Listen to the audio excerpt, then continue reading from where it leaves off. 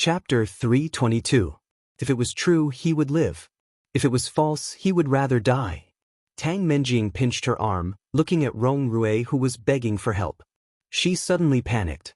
As if to cooperate with Li Xiqing, one of the bodyguards had moved behind Rong Rui and put his hand on Rong Rui's lower body. Rong Rui shivered and begged Tang Menjing, "Menjing, I have done so much for you. I don't ask you to repay me, but you can't just watch me die." If he really fell into the hands of these people, Rong Rui was afraid. Everyone knew what the result would be. Tang Menjing was not a fool. On the contrary, she was very smart.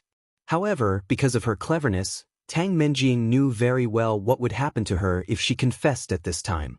Clearly seeing the struggle on her face, Rong Rui was delighted. He knew it. He knew it. She would not just watch him die, would she? She would not leave him to die, would she? Rong Rui. Tang Menjing's voice was dry and hoarse, looking indifferent. Rong Rui's excitement seemed to have been poured with a bucket of cold water, freezing his heart. No way, no way. However, what Tang Menjing said next made him collapse. She said, "How can I confess to something I did not do?" His strength seemed to be drained, and he could not get up again. The hunter looked at Rong Rui sympathetically and asked, "Boss, what should we do?" Li Xiqing gave Tang Menjing a deep look and said slowly, "He is yours." The bodyguards were excited, looking at Rong Rui with unspeakable passion and excitement. They rubbed their hands and surrounded Rong Rui. And Rong Rui was no longer struggling like before. His eyes were blank, staring at Tang Menjing. His heart was dead. There is nothing sadder than a dead heart, and the death of a person, letting his body be manipulated. Rong Rui no longer showed any signs of struggling. Tang Menjing did not dare to look at his eyes. She turned her head and looked away. She knew that he was good to her. But she could not. If she admitted it now, it would be a slap in the face. At that time, she would be finished. The Tang family would be finished. Everything would be finished. She couldn't ruin the entire Tang family for her own selfishness. For now, he could only borrow Su Qianxi's hand. Tang Menjing's eyes reddened as she heard the rustling sound not far away. Her heart felt like it was being cut by a knife. However, he did not utter a single word. "Let's go inside." His voice was deep and meaningful. "Don't do it in the living room. There are women there." The bodyguards took the order and dragged Rong Rui into the room. Tang Menjing squeezed her hands and looked at the room. Seeing Rong Rui's desperate eyes, he almost went crazy. His eyes were scarlet and he roared, "Tang Menjing!" The door to the room wasn't closed tightly, it was just left ajar.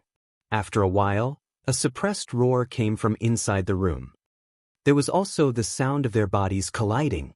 Every sound was stimulating her nerves. Rong Rui. The door was closed, blocking all the sound inside. Tang Menjing fell onto the sofa, her face pale. Chapter 323. She was the one who pushed him into the abyss. "This is the house I prepared for you. Do you like it?" Li Xiqing suddenly said with a meaningful tone. Tang Menjing was a bit absent-minded. Hearing his words, she looked at Li Xiqing. However, she was caught off guard and met his deep eyes. He said, "Take this house as a meeting gift from me to my child. From today onwards, you can live here." Child, a gift to the child? So, he had accepted it? Tang Menjing looked at him in a daze. "You can have all the bodyguards in the house. They will be responsible for your safety." Putting one hand in his pocket, Li Xiqing gazed at her. Under the light in the living room, Li Xiqing seemed to have a lazy glow, making him look like he had walked out of a painting she had secretly drawn, so dazzling and charming. Tang Menjing's heart skipped a beat, looking at Li Xiqing. He was looking at her. He was really looking at her. She had waited for a long, long time. Tang Menjing's eyes suddenly became red. Looking at him, she called, "Brother Xiqing." After so many years, Tang Menjing had thought that what she wanted was just a dream. She thought that he was just a dream for her. But this house was a gift for her child. He believed it. He really thought that this was their child. The hunter felt his heart ache as he listened to the story. Was Li Xiqing serious? Although this house was not in the center of the city, it was still very large and would cost at least tens of millions. Was he really going to give it away like this? The hunter was a bit shocked. Seeing Tang Menjing's reaction, he immediately thought of a honey trap. However, what did Li Xiqing want? Get some rest. It's almost dawn, Li Xiqing said thoughtfully. Li Xiqing said thoughtfully, later, a nanny will come over and take care of you from now on. It was the first time that Tang Menjing had seen Li Xiqing so gentle. Bodyguards and housekeepers were all arranged for her, and by Li Xiqing himself? This was something that Tang Menjing could not even imagine in the past. All of a sudden, she felt warm and asked, "Brother Xiqing, why are you so nice to me all of a sudden?" Hearing that, Li Xiqing's eyes darkened as he glanced at her slightly bulging belly. Tang Menjing finally understood that he probably really regarded the child as his own flesh and blood. Secretly delighted, Tang Menjing became more and more excited. In this way, when Su Qianxi framed her to have an abortion, his reaction must be very interesting. At that time, it would be killing two birds with one stone. On the one hand, she could clear her name and the Tang family's name. On the other hand, Su Qianxi could no longer stand by his side. With the help of Qin Shuhua, she could replace Su Qianxi and become the new mistress of the Li family. Tang Menjing was very excited. She seemed to be getting closer and closer to her goal. Bang! A muffled sound suddenly came from Rong Rue's room. Tang Menjing was startled and came back to her senses. The door to the room was opened, and a bodyguard walked out. There was a trace of panic on his face. He did not know how to speak, so he could only gesture with his hands. Chapter 324. Suicide. Hearing these two words, Tang Menjing's heart suddenly trembled. Seeing the bodyguard nodding, Li Xiqing looked at Tang Menjing.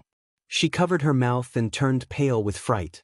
There was shock and fear, but there was no reluctance or sadness. Li Xiqing seemed to have seen through her feelings for Rong Rue and couldn't help feeling sorry for him. Waving his hand, Li Xiqing said quietly, "Take him to the hospital." It had been 3 days. Rong Rue had been trapped here for 3 days.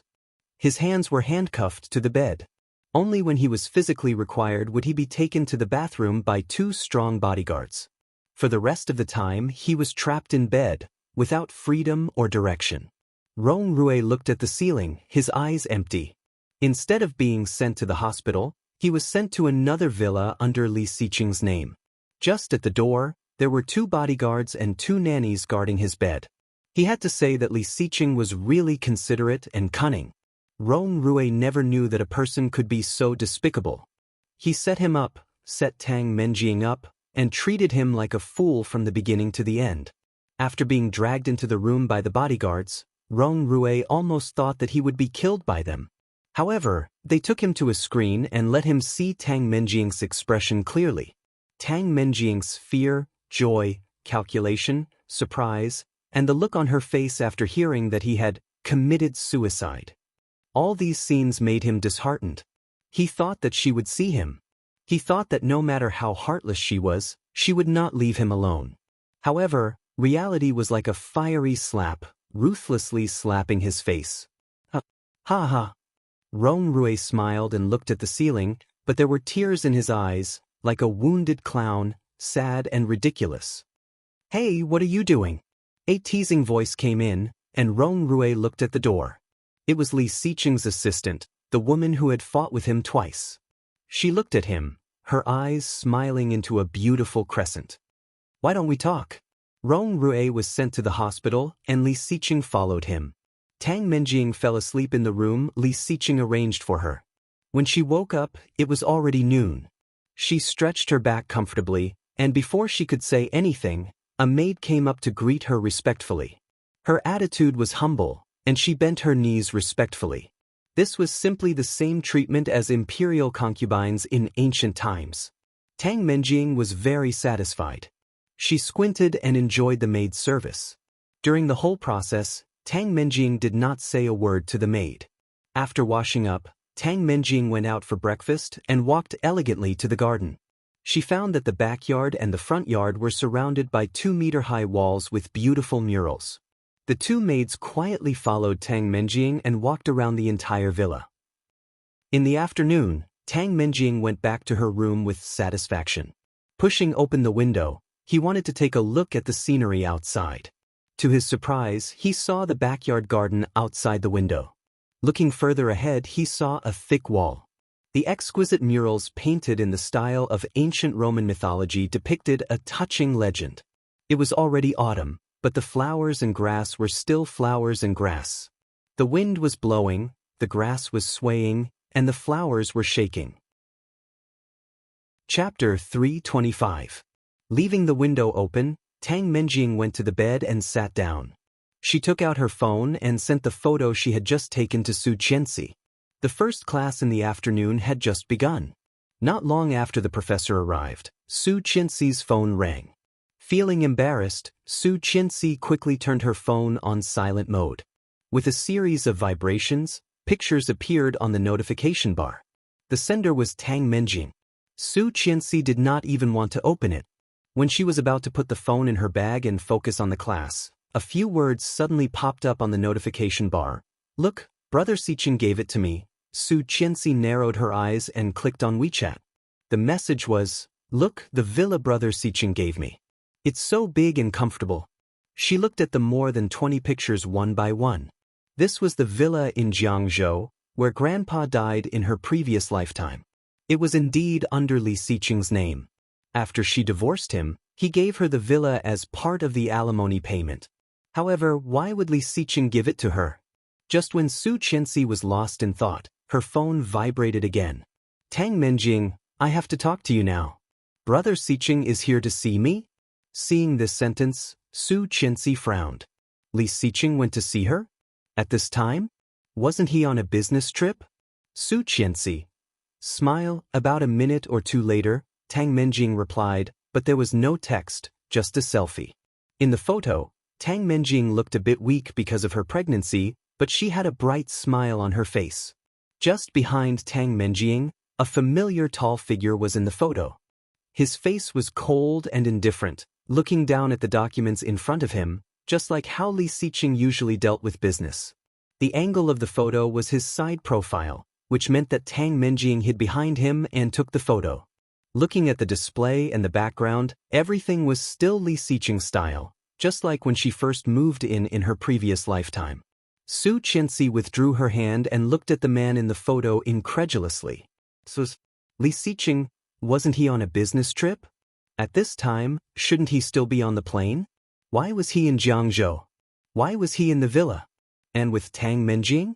After class, she couldn't wait to call Li Xiqing. The phone was turned off. She called Cheng Yu, and Cheng Yu quickly answered, "Hi, madam." Su Qianxi was silent for a moment and said, "Assistant Cheng, let me ask you something. Answer me honestly." This kind of opening usually didn't mean anything good. She perked up. "Okay. Where's Mr. Li now?" Cheng Yu had an ominous feeling in her heart. Why did she feel that Lady Boss had already seen through everything? However, after thinking about it, she still said the lines she had prepared. "Boss went to the United States for a meeting. I think it will be a while before he comes back. He should be on the plane right now." "Really?" Cheng Yu was even more nervous, but as a qualified and ethical assistant, her tone was calm and natural. "Really? Oh, thank you." Chapter 326. Hanging up the phone, she could no longer sit still. There was only one thought in her mind. He lied to her, he lied to her. Quickly walking out of the school, she felt a bit uneasy and took a taxi to Jiangzhou's house. I know. Now Brother Xiqing is here with me. I will take care." Tang Menjing's voice was full of sweetness. Her big eyes seemed to be fixed on Li Xiqing, not moving away at all. Sitting on the sofa, Li Xiqing had a contract in front of him. Hearing her charming voice, there was a trace of imperceptible disgust in his eyes. Tang Menjing did not notice it at all. It seemed that Mrs. Tang had said something embarrassing on the other side of the phone. With a shy face, Tang Menjing said, "Oh, Mom, what are you talking about? I don't want to talk to you anymore. That's it. I'm hanging up." Her cheeks were red, and her face was full of love.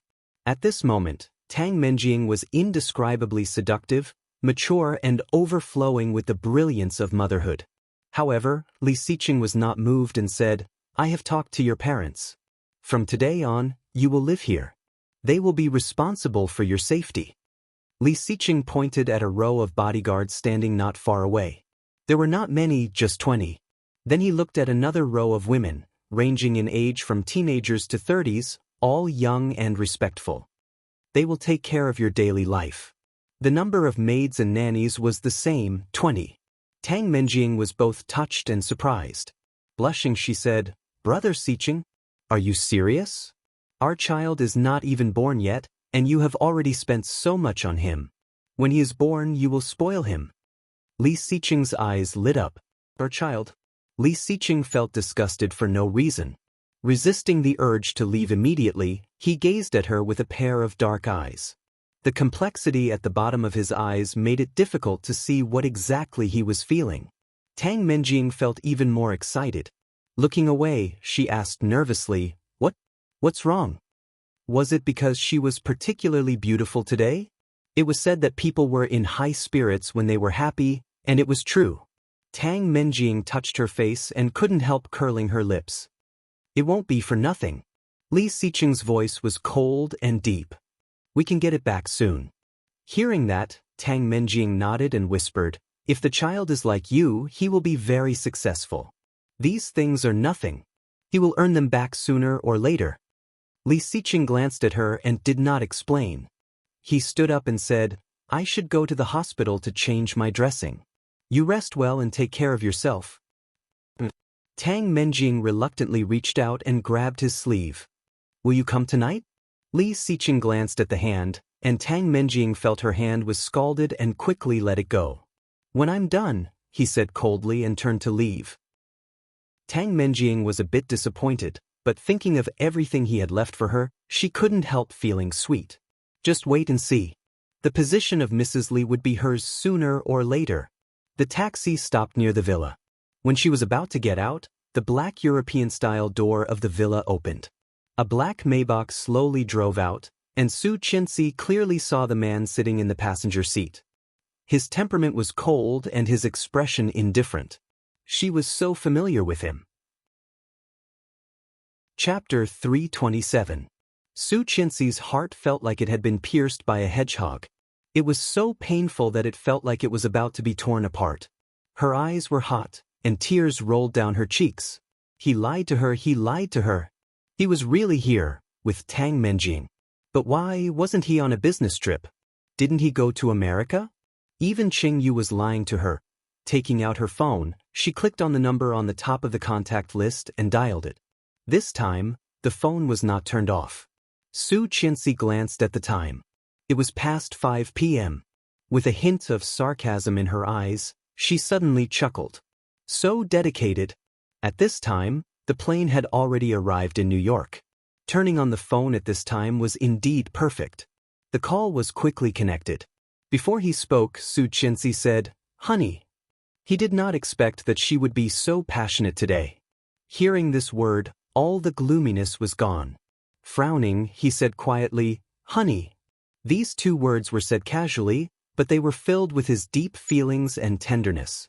However, in Su Qianxi's ears, it was like the ultimate punishment, trampling all her dignity on the ground. "You're on a business trip today?" "Yeah." He paused, seeming to be thinking. After about a second, he said, "Just got off the plane." "Why?" Su Qianxi's heart skipped a beat, and she burst into tears. She immediately covered her mouth, fearing that she would cry out loud. "What's wrong?" he asked softly, his voice extremely gentle, with the most considerate intimacy. "Is class over?" Seeing her like this, the taxi driver considerately took a tissue for her and handed it to her. She wiped her tears with the tissue, took a deep breath, and tried to make her voice sound calm. She asked, "Yeah. You know, I just saw someone who looked like you. I thought it was you, but it turned out that I was wrong." Li Siqing's voice sounded nice. He teased, "Did you miss me?" She frowned and blushed. After a few seconds of silence, she slowly replied, "No, not at all." "Don't be sarcastic. I won't laugh at you." He leaned back in his chair and said in a low voice, "I miss you too." "Liar." Su Qianxi blinked, and hot tears rolled down her cheeks again. Her voice was choked with sobs. "Mr. Li, I'm so tired." So tired, she felt that she could not love him anymore. He didn't want her. He didn't like her. She knew it. She knew it all. But why did he lie to her? Since he loved Tang Menjing, why did he have to torture her in such a cruel way? What's wrong? Li Xiqing frowned and asked with concern, "Are you under a lot of pressure?" "I miss you." He finally relaxed his frown and whispered, "I'll be back soon." "Good girl." Su Qianxi covered her mouth with one hand and hung up the phone. Finally, she could not help but burst into tears. When the phone was hung up, Li Xiqing's heart felt warm as if it was burning.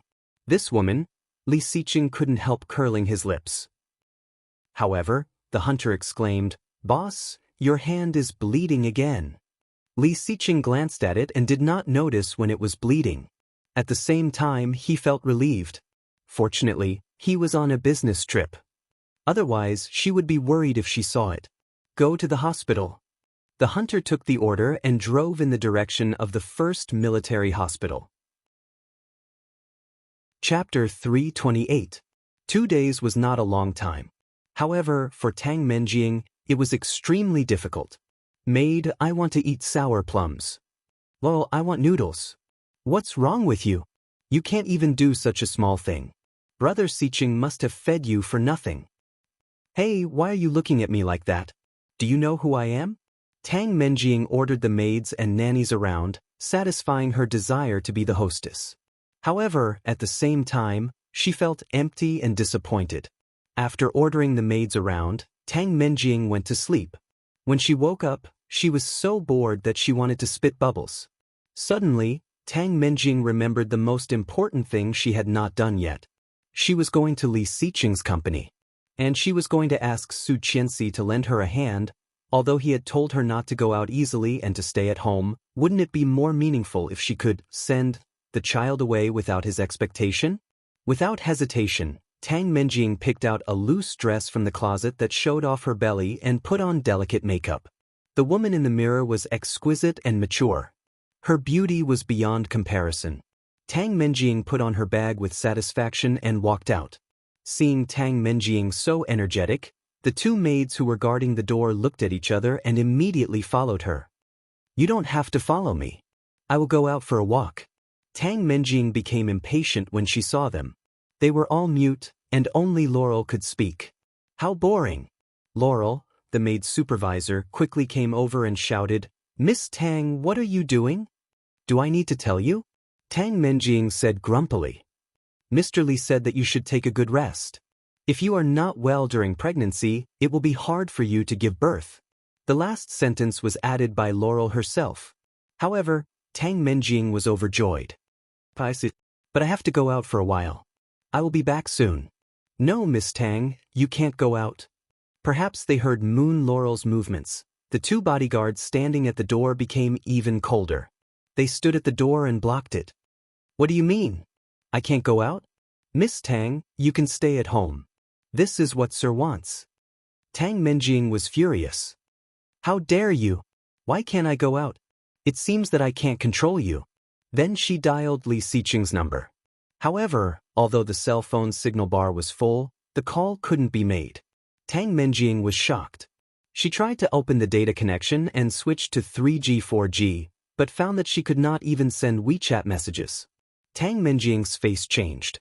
She immediately thought of the beautiful murals around the villa and the 2-meter-high wall. The bodyguards heard the commotion and surrounded them. The maids were respectful but not fearful at all. Laurel looked at her with a warning gaze. Tang Menjing's heart skipped a beat, and a crazy idea filled her mind. She was under house arrest. 7 days passed in the blink of an eye. Su Qianxi did not know how she got through the week. Standing by the floor-to-ceiling window on the 16th floor, she watched the cars and people coming and going. As time passed, she did not even know how long she had been standing. Her legs were numb, but she had no intention of sitting down. The phone rang, and she was pulled back to reality. Glancing at the screen, she saw it was Qin Shuhua. Chapter 329.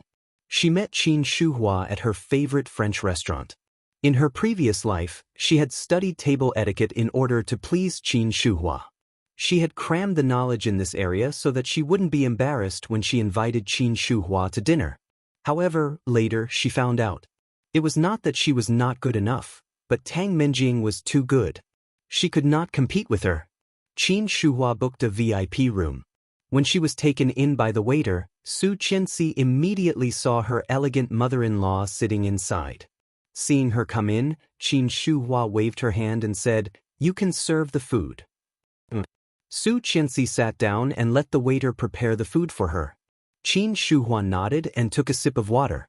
She seemed to clear her throat and said, "These days, you did not stay at home?" "Why?" Su Qianxi pursed her lips and looked at Qin Shuhua. Qin Shuhua looked happier than usual. Faintly, Su Qianxi saw the calculation in Qin Shuhua's eyes. Her heart sank. Su Qianxi curled her lips and said, "Mom, you wanted to see me today. Did you need something?" The waiter had already served the food.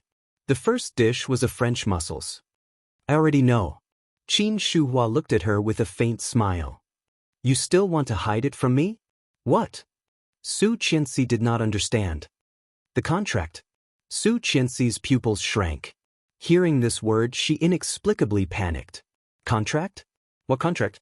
Pretending to be calm, Su Qianxi looked at Qin Shuhua with some doubt in her eyes. "Contract?" The waiter quickly brought a Saint Jacques scallop.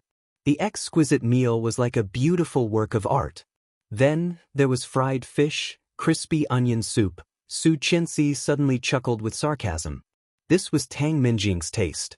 Qin Shuhua seemed to also notice that Su Qianxi had noticed. She coughed and said, "I am a little hungry, so I ordered first. If you do not like these, you can order something else." Qin Shuhua dismissed the waiter and said, "Let's eat first. We will talk after eating." However, there was a stone in her heart that Su Qianxi could not eat. Moreover, none of these were what she liked to eat. After taking a few bites, she couldn't eat anymore and went straight to the point. "Mom, why did you call me today? Are you full?" Qin Shuhua glanced at the almost untouched dishes in front of her. What a waste. What if... Su Qianxi was also angry and sneered, "Mom, all these are Tang Minjing's favorites. I don't like to eat this kind of food at all. If you don't want to waste it, shouldn't you ask her out?" Qin Shuhua did not expect Su Qianxi to talk back and looked at her in surprise. Su Qianxi glanced at the time on her phone and said, "Why don't we call her now and ask her to come here? Maybe she can catch up with the heat." "What do you mean?" "Mom, what do you mean?" Qin Shuhua was furious. She opened her purse, took out the contract she had hidden, and threw it at Su Qianxi. Su Qianxi's heart skipped a beat, and her arrogance disappeared in an instant. Looking down at the 4 words, her mind went blank. Divorce contract? How did it fall into Qin Shuhua's hands? Chapter 330. How do you explain this? Qin Shuhua sounded a bit angry. Divorce contract? I didn't know you were so scheming and capable. I really don't know how Captain Li fell for you. For the title of Mrs. Li, you and your mother have set up such a big trap. Su Qianxi's heart raced. However, looking at the furious Qin Shuhua, he calmed down.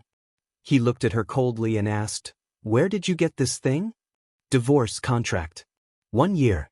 Now it had been almost 7 months, and there was less than half a year left.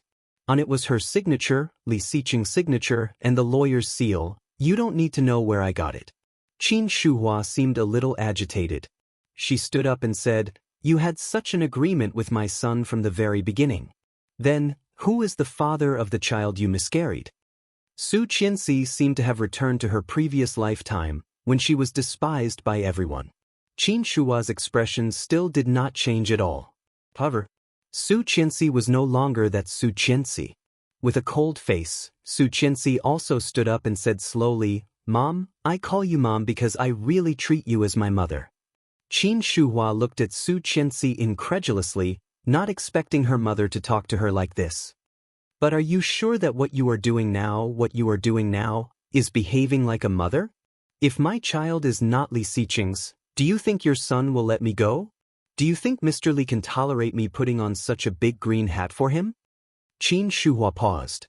Indeed, no one knew Li Xiqing better than she did. Li Xiqing's personality was extremely domineering, and he could not tolerate even a grain of sand. I know that you have never liked me and have never treated me as your daughter-in-law. I know that. But why are you trying so hard to bring Li Xiqing and Tang Menjing together? Su Qianxi really could not figure it out. Last time at the party, you clearly saw that the death of the child had something to do with Tang Menjing. If it were not for her, my child would be almost 7 months old now. Maybe before the new year, the child would be born. In less than 2 years, he might be able to call you grandma and call me mom. Qin Shuhua was a bit moved. Looking at Su Qianxi's hateful face, she was a bit dumbfounded. She thought that Su Qianxi had no temper. It turned out that the little woman who only knew to stand behind Li Xiqing or Li Sun could have such a powerful side. But Su Qianxi looked pained. The child is dead, killed by Tang Menjing. You did not question her or scold her. Why are you doing this to me now? Mom, this is too unfair. Qin Shuhua looked at her and coldly laughed. I'll believe that the child is my son's, but what about yours? How do you explain that? Su Qianxi looked at the divorce contract in front of her, and a white light flashed in her mind. Things that she could not figure out before suddenly became clear. He chuckled softly, and an indescribably complicated expression flowed between his brows as he slowly said, Did he ask you to find me? Li Xiqing? Qin Shuhua looked at her in surprise. Su Qianxi's eyes became more and more wet. He wanted to divorce early so that Tang Menjing and his child could officially become part of the Li family, right? So, this secret that only belonged to them appeared in Qin Shuhua's hands so that she could force her to divorce, right? Chapter 331. As long as she did not leave, Tang Menjing would be the mistress. She wanted Tang Menjing's child to be born as an illegitimate child. She wanted her to abdicate and let the mother and son take over? No way. Looking at Qin Shuhua's slightly shocked eyes, Su Qianxi picked up her bag and turned to leave. After paying the bill, Su Qianxi took a taxi and went home. Su Qianxi thought she would cry, but after getting in the car, she unexpectedly found that her heart was extremely empty. Her eyes were strangely dry. Leaning against the back seat, Su Qianxi only felt that her mood was depressed to the extreme, as if the next second, she could be pulled into a bottomless abyss. Taking a deep breath, she opened the window and saw the bright and luxurious street view going back. The cold wind of October poured in, making Su Qianxi shiver. A place appeared in her mind. Su Qianxi looked away and said, Master, let's go to Kingstown Tower. Kingstown Tower was located in the center of Kingstown. It was surrounded by many famous office buildings and classic coordinates of Kingstown. After buying a ticket, Su Qianxi went directly to the top floor, walked to the transparent area on the edge, and looked down. Her heart was beating like thunder. However, he soon emptied his mind and looked into the distance. Thousands of lights were bright, and the road was illuminated by warm yellow street lights. Cars were coming and going like running water. Looking down, it was the largest river in Kingstown. On the river, beautiful and luxurious ships were slowly moving, leaving countless beautiful and gorgeous sceneries. Spectacular! After so many years in Kingstown, it was the first time that Su Qianxi saw the city like this. She couldn't help but feel lost, and her thoughts went further and further. The phone in her bag vibrated. Su Qianxi looked down and was shocked by the scenery under her feet. Her first reaction was to take a step back, and then she remembered that she was standing on Kingstown Tower. Feeling the eyes around her, Su Qianxi felt a bit embarrassed. Blushing, she walked to a place with fewer people. Picking up the phone, she saw the call was from Lu Yihan. Hi, Qianqian. Hi. Turn around and look back. Su Qianxi was dazed and subconsciously turned her head. Lu Yihan held the phone and looked at her with a bright smile. Under the rimless glasses, a pair of peach blossom eyes were filled with tenderness. Why are you here? She exclaimed. Are you following me? Hearing this, Lu Yihan took a step back and shouted, Go to hell. Who's following you? Shameless. I'm here to accompany a client. She looked behind him. Where are your clients? Yes, I said I had met a good friend, and she said she was going. By yourself? Tisk tsk, just in time. Accompany me to eat. I haven't eaten yet. You don't eat with your clients? They didn't eat either, but the couple went to get special treatment and ignored me. Sigh. Single dogs have no human rights. Louis Han was so angry that he almost wanted to scratch the wall. She laughed and looked reluctant. Well, I haven't eaten yet anyway. Let's eat together. Louis Han looked at her, his smile deepening, and nodded. Yes, let's go together. After dinner, it was after 9 p.m. Louis Han was very good at chatting. In less than 3 hours, Su Qianxi's depressed mood that was about to go crazy was quickly relieved. Louis Han started the car and offered to take her home. She did not refuse and directly told him Song Yifun's address. Chatting and laughing along the way, they soon arrived at their destination. Louis Han parked the car at the gate of the community and walked Su Qianxi up. However, just as she reached the bottom of the stairs, a figure forcefully bumped into her eyes. Chapter 332. Li Xiqing stood in the light of dusk, wearing a dark gray trench coat. His tall figure cast a long shadow on Su Qianxi. Seeing Su Qianxi walking with Louis Han, Li Xiqing's cold and deep eyes became even colder, like a cold pond in winter, bottomless. Seeing him, Louis Han couldn't help but think of the last time he did not come. Although he was not happy, he was Qianqian's husband, so Louis Han could only swallow his unhappiness. Originally, he wanted to go upstairs to have some tea and see what kind of person Qianqian's father was. However, at this moment, seeing Li Xiqing's obviously unfriendly face, Louis Han knew that this was not a good place to stay. He laughed and said, Qianqian, I'll go first. Well, thank you for today, Qian. You're welcome. Bye. Louis Han walked down the stairs, shaking his car key and walking toward his red Renault. Li Xiqing did not say a word from the beginning to the end. He slowly took out a pack of cigarettes from his pocket, took one out, and lit it with a lighter. Slowly he took a puff. As if she did not see him, Su Qianxi took out her card, swiped the access code, and walked in. Li Xiqing followed her, but Su Qianxi walked extremely fast, as if she was avoiding something. After entering the elevator, she directly pressed the close button. A big hand blocked between them, and Li Xiqing squeezed his body in. His cold face seemed to be tighter, and a pair of cold eyes stared at her like a cold eagle, sharp and deep. Su Qianxi did not look at him and pressed the 16th floor, as if she did not see him. Li Xiqing took a step closer, and Su Qianxi was scared and stepped back, hitting the wall of the elevator. With a big hand next to her, Li Xiqing held a cigarette between his long fingers. The smoke slowly rose, and soon, the entire elevator was filled with the smell of smoke. Li Xiqing narrowed his eyes, and Su Qianxi only felt a sense of danger. Avoiding me? Li Xiqing stared at her, his voice low. Su Qianxi's breathing suddenly quickened, but she still turned her head and did not look at him. Ding! When the elevator arrived, she was about to walk around him, but her hand was grabbed. He was so strong that Su Qianxi's arm was caught off guard and hurt. Let me go! Su Qianxi's voice was a bit choked. When she said it, even she was shocked. Looking back, she saw a pair of eyes. She felt that she was about to be drowned, so deep, struggling hard, she got rid of him and ran to the door of her house. However, the more anxious he was, the more he couldn't find the bunch of keys. Her heart was beating faster and faster. She clearly sensed that he was already behind her, but she had not found the key yet. The faint white smoke blew past her ear, carrying the smell of tobacco tickling her face. Su Qianxi's heart skipped a beat. Inexplicably, she no longer had the strength to squat down. Her vision blurred. Gritting her teeth, Su Qianxi poured out everything in the small bag. Her cell phone, key card, cosmetics, wallet, and finally, a bunch of keys fell out with a jingle. Chapter 333. Picking up the things one by one, she put them back in her bag and stood up. Su Qianxi looked up at the man behind her who was almost leaning against her. The familiar smell, the strong male hormones, and the face that she knew so well, Li Xiqing stretched out his hand and pressed her against the wall.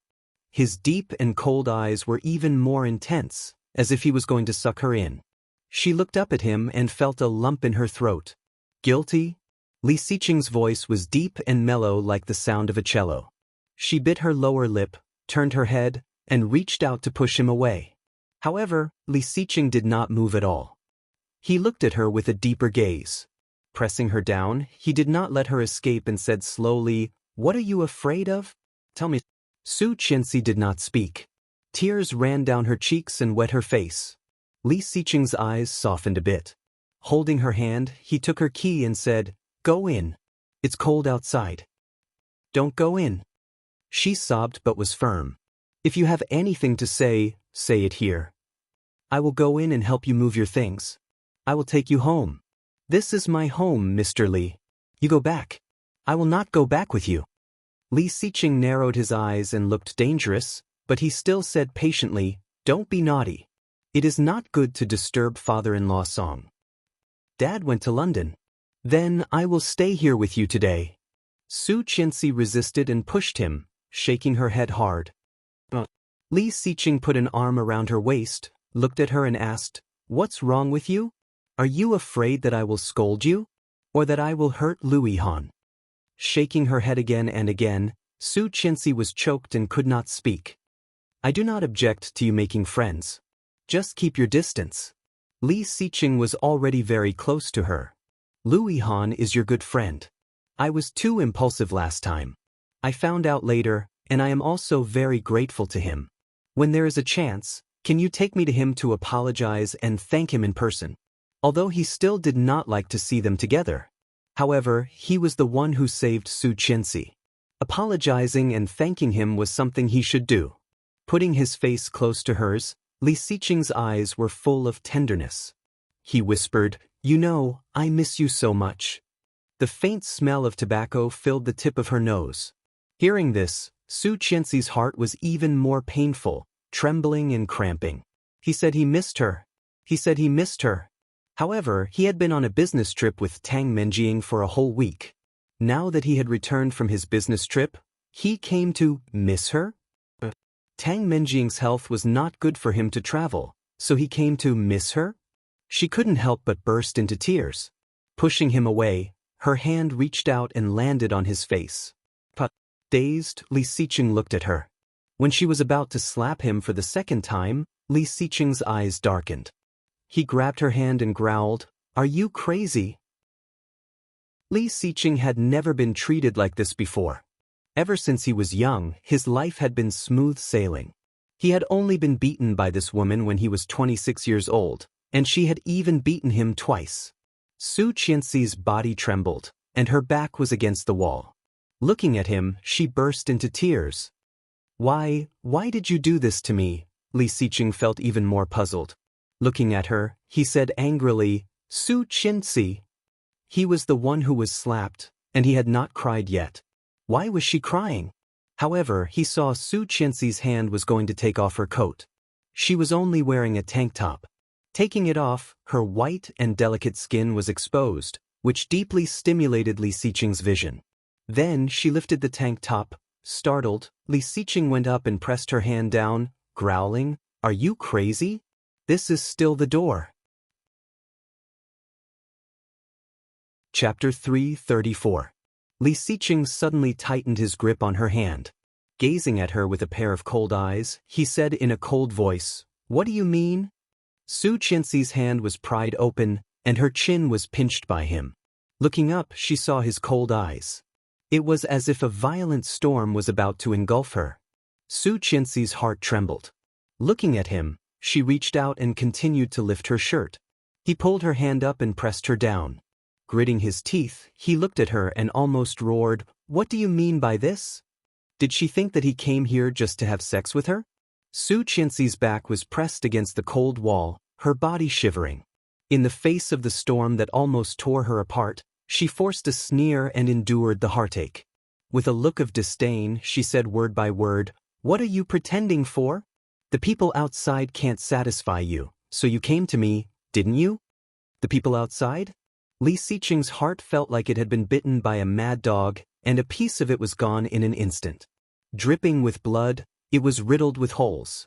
The hand pinching her chin tightened, and his fist hit the wall behind her ear. Bang!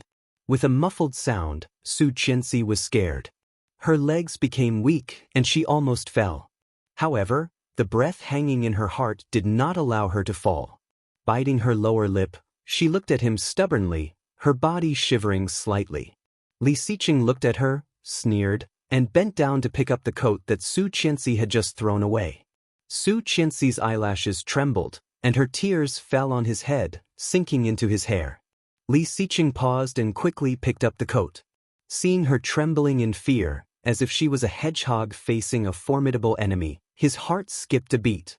Throwing the coat at her face, Li Xiqing said in a low voice with suppressed anger, "I really want to strangle you." His voice was so vicious that Su Qianxi was scared and shrank back. Seeing this, Li Xiqing suddenly chuckled. "I must be crazy to let you do this to me." His deep and mellow voice echoed in the corridor. The sound of leather shoes faded away, and Su Qianxi could only see darkness. It was only when he heard the elevator ring that he pulled his jacket off his face. He stared at the empty corridor in a daze. After a long while, she picked up the key and walked in. She threw herself on the bed and stared at the ceiling, her mind blank. "My head hurts so much." Not knowing how long she had been lying there, she took her phone out of her bag, found Li Xiqing's number, and sent several text messages. "Mr. Li, I know everything about your business trip. Mr. Li, your mother looked for me today. She used our contract to force me to divorce you. I refused and told her a lot. I never knew I could be so eloquent. Mr. Li, I will not divorce you. There are still more than 5 months left in the divorce contract. I will release you after your sentence is completed."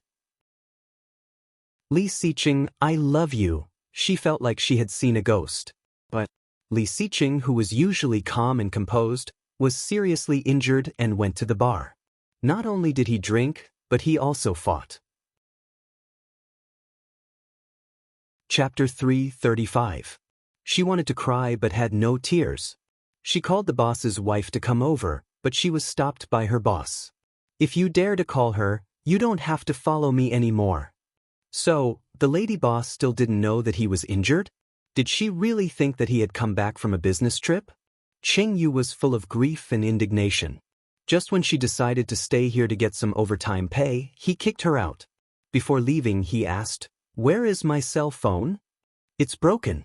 The front and back screens are seriously broken. It has been sent for repair," she said. "I got you a new one. Here you go." He glanced at it, pinched his eyebrows, and said, "Okay, you can go back now." When Cheng Yu was about to leave, she was stopped again. "Wait. Is there anything else? Did she call?" Cheng Yu was dazed for a second before she realized who it was. She shook her head and said, "No. The previous one was broken and turned off. I haven't received any calls from Mrs. Li. She did receive a few calls from clients." The light in Li Xiqing's eyes dimmed a bit. Then, with a wave of his hand, he lay back down. It was hard to tell what he was thinking. No one had come back to the house for half a month, and Nanny Rong was a bit panicked. She made a phone call to the old house. Nanny Rong more or less wanted to complain. When she heard Captain Li's raised voice, Nanny Rong knew that the people in the old house did not know about the couple's quarrel. Laughing awkwardly, Nanny Rong said, "Maybe they are living outside. After all, Sir doesn't only have one house." "Nonsense. That boy would not do something like that. Something must have happened." Old Master Li roared angrily, "This is ridiculous. I was wondering why Qian has been acting weird on the phone recently. This is great. That guy must have bullied her." Nanny Rong was speechless. In her eyes, Su Qianxi was his granddaughter, and Li Xiqing was the one who came to visit. "I understand. Don't worry about it. Leave it to me." "Okay." As soon as Nanny Rong said that, Grandpa Xing hung up. The phone in the old house was from the 1920s and 1930s. Putting his finger in the hole, he dialed Li Xiqing's number. Captain Li was ready to scold Li Xiqing at any time. However, no one picked up. Then he dialed 2 more, and the results were the same. After about half an hour, Li Xiqing called back. The old man wanted to curse even more. He opened his mouth and shouted, "You're going to die." You don't even answer your grandfather's phone. You're rebelling. After a second of silence, Li Siqing said quietly, Grandpa, I was in a meeting. Meeting. You only know how to attend meetings. Every time I call you, it's because you're in a meeting. What's the use of earning so much money? If you have the heart, why don't you go and please your wife? Otherwise, when your wife runs away, you'll be crying. Li Siqing did not say anything and looked at the calendar on the table. It had been 7 days since they last met. Say something. Old Master Li was furious. Yes, not dead. What's the matter, Grandpa? Captain Li suddenly felt angry and roared, You're rebelling. I just said so much and you didn't hear a word?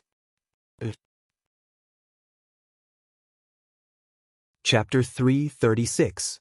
When Li Siqing heard the roar, he frowned and said softly, She will not go back with me. Well, I don't care. If I don't see you two come back today, I will definitely have a heart attack, and then I will be pissed to death by you. Grandpa, since you know I am your grandpa, behave yourself. It must be your fault again. Our Qian is such a good girl. Say, why are you angry with her every day? Everything is fine. Why can't a husband and wife talk things out? Why do you have to do these things all day? Are you trying to piss me off? Grandpa, shut up. I don't want to listen. I will give you an hour to bring your wife back for dinner. If I don't see you later, then I won't eat. I will starve to death. Lu Sa, who was listening on the side, couldn't help laughing secretly. Captain Li was so old. How could he still be so childish? How could he play the game of hunger strike? However, Li Siqing couldn't stand it the most. With a sigh, Li Siqing said, Got it. You won't starve to death. Well, that's more like it. Captain Li hung up the phone with satisfaction and sat back on the sofa with his cane. However, the more he thought about it, the more uncomfortable he felt. Suddenly he said, Oh no, how long did Xiao Rong say they haven't been home? Lu Sa thought for a moment and said, More than half a month. Li Siqing hung up the phone and let out a long sigh. After telling Qing Yu to do the next thing, the rest became irrelevant. However, Li Siqing was still slowly reading the documents in his seat. Qing Yu went out and came back. Seeing that Li Siqing was still there, she was a little surprised and asked, Boss, aren't you going back to the old house? Well, Li Siqing responded, looked up and said, Ask Yang to call and ask when her class is over. Don't say I asked. Qing Yu was speechless. Come on, Qing Yu was very busy. Why couldn't she let others do this kind of small thing? But he was the boss, so Qing Yu could not refuse. 2 minutes later, she quickly replied, There is one elective class left. Get ready for class. Okay, Li Siqing responded and leaned back in his chair. Then, should we let little Yang pick them up? She replied to Yang on WeChat, but as soon as the message was sent, he changed his mind. Forget it. I'll go by myself. Qing Yu, don't tell her. She left the office, and he finished approving all the documents. It only took him 10 minutes at the slowest speed. Helpless, he opened the drawer, intending to place the documents inside. However, the moment he pulled the drawer open, he saw a black phone. The phone had been fixed for a long time, but it was broken, and he had no intention of using it again. He stuffed the documents into the folder, locked it, got up, and left the office.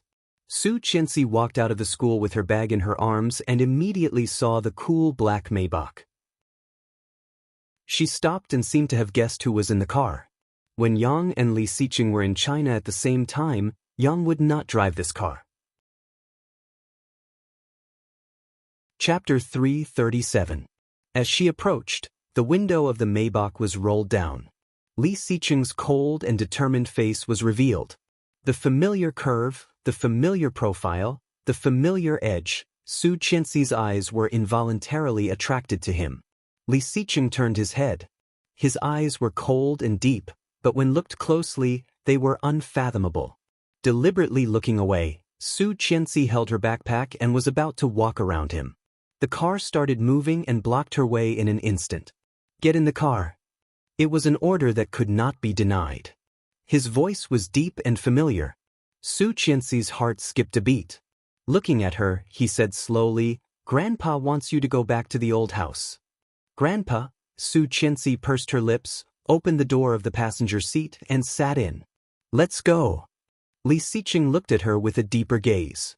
Su Qianxi clearly felt his gaze, so deep and intense. Feeling a bit nervous, she still pretended to be calm, but her hand holding her backpack tightened. Suddenly, Li Xiqing moved. He leaned over, and the distance between the two was shortened. Su Qianxi was startled and shrank back. Turning her head, she saw a pair of cold eyes. Subconsciously, she held her breath and looked at him. Li Xiqing looked down and glanced at her, finding that she was slightly trembling, looking at him as if she was facing a formidable enemy. In an instant, Li Xiqing clearly felt that his heart, which he thought had become numb from all the work, was being whipped again, burning with pain. Was it that scary? He could not understand what kind of existence he was in her eyes. Su Qianxi clearly noticed that his eyes were slightly dim. Her heart fluttered, and there was a flash of surprise in her eyes. However, before she could figure it out, he had already walked away. At the same time, holding the seat belt in his hand, he pressed the button on the lower left corner. He silently started the car and drove steadily in the direction of the old house. No one spoke on the way. No one spoke first, and the atmosphere was so quiet that it was awkward. When they arrived at the old house, it was almost 6 p.m. It was dinner time. Lu Sa put the dishes on the table.